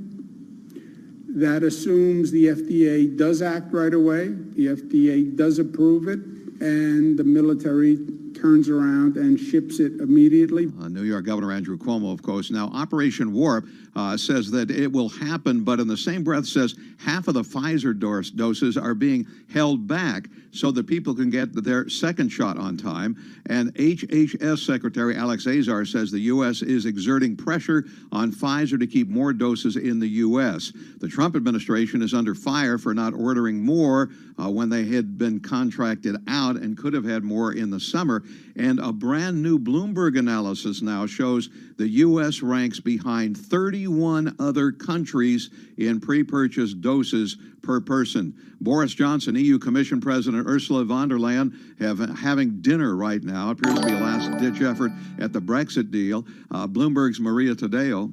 vision, governance, the competence that would relay from this deal. So it's a key dinner for him, and we shall find out, I guess, in an hour whether it's going well or not. Yeah, going in, Johnson had said the UK would do very well either way. Global news 24 hours a day in San Francisco. I'm Ed Baxter, and this is Bloomberg Radio.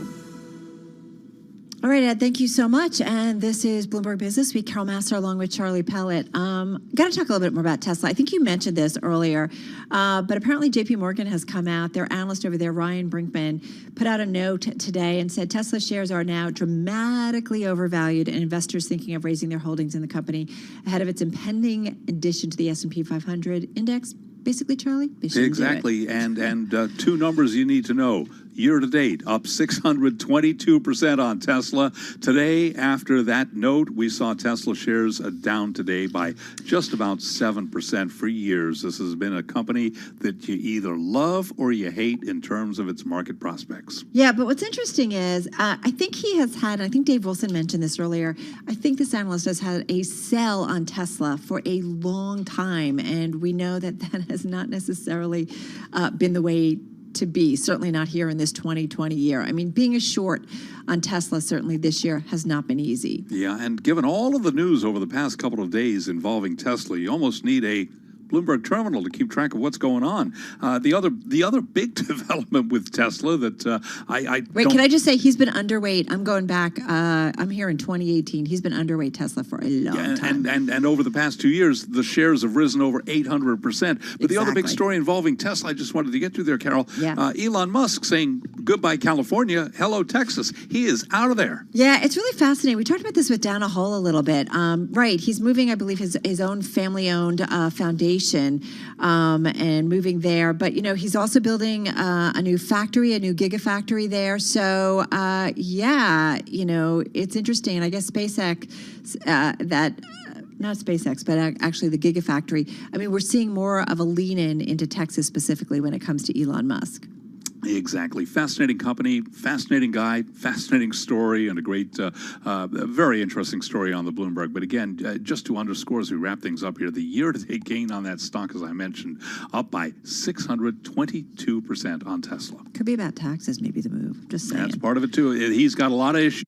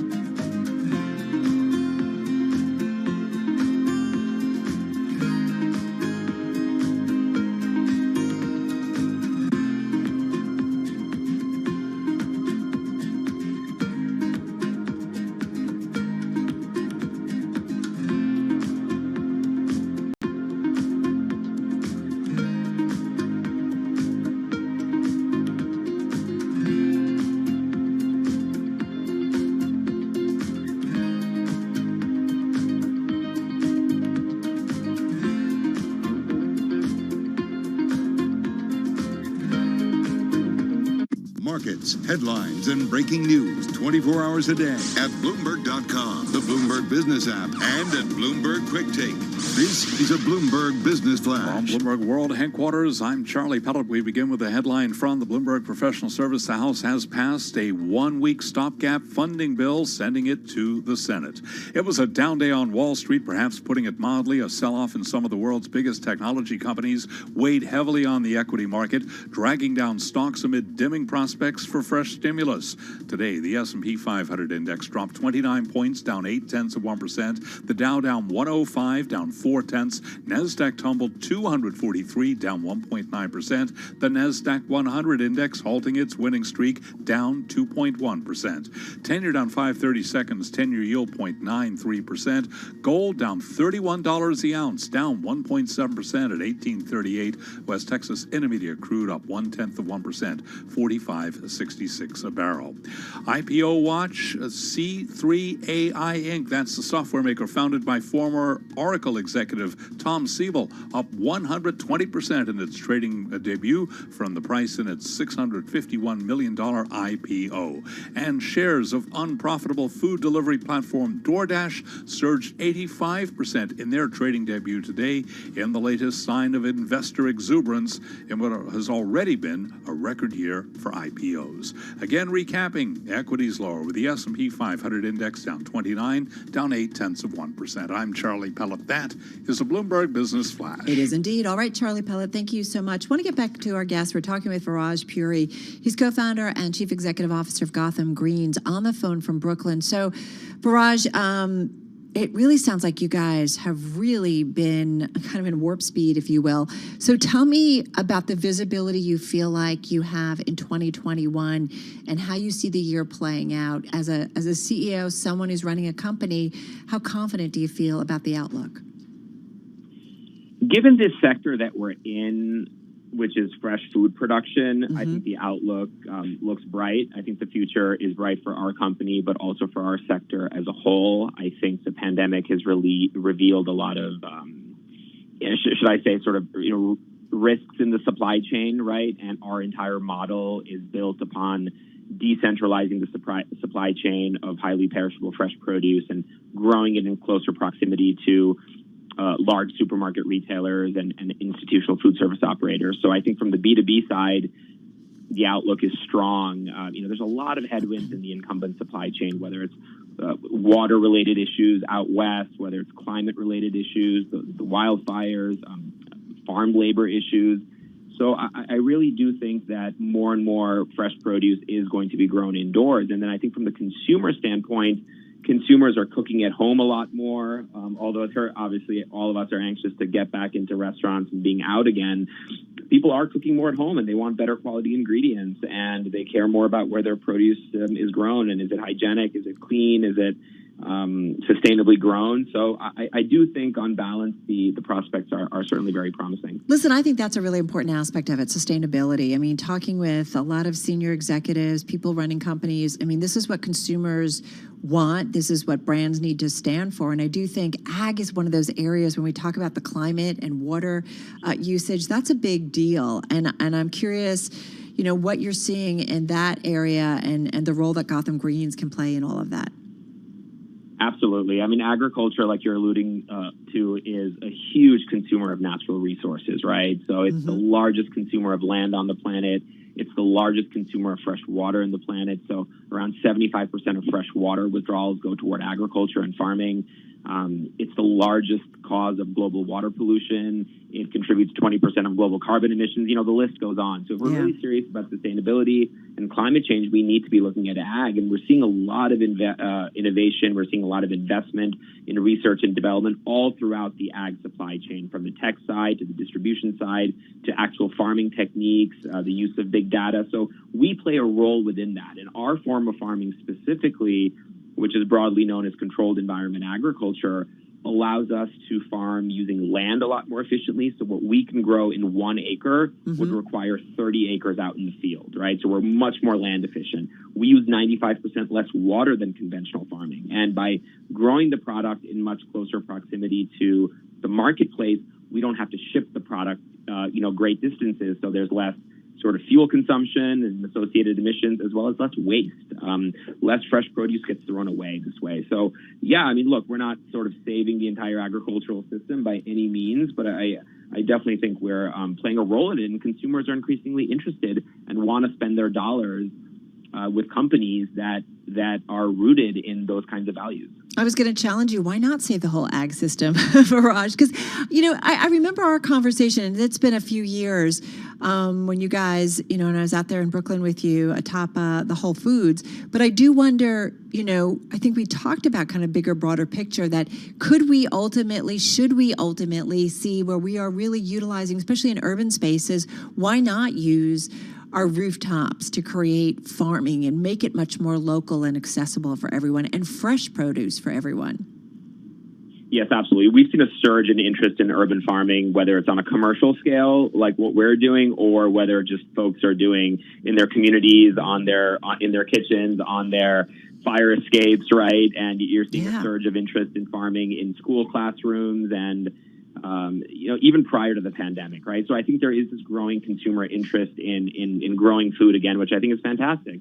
I think to do things on a commercial scale and really make a meaningful dent in the overall supply chain, these types of facilities have to be considerably larger to get the economies of scale. So we've sort of graduated, if you will, from these kind of smaller rooftop greenhouses to considerably larger facilities that are just on the edges of cities. So our facility in Chicago, 150,000 square feet, it's within the city limits, but it's just on the edge of the city, similar in Baltimore. So, we're just scaling up a lot. Like, this is a total addressable market just in the categories we play, like leafy greens are around $15 billion. The current category of indoor production is maybe 1% of that 15 billion. So there's enormous white space. Wow, exactly. All right. So listen, you said you've doubled capacity in the past 12 months, right? And you're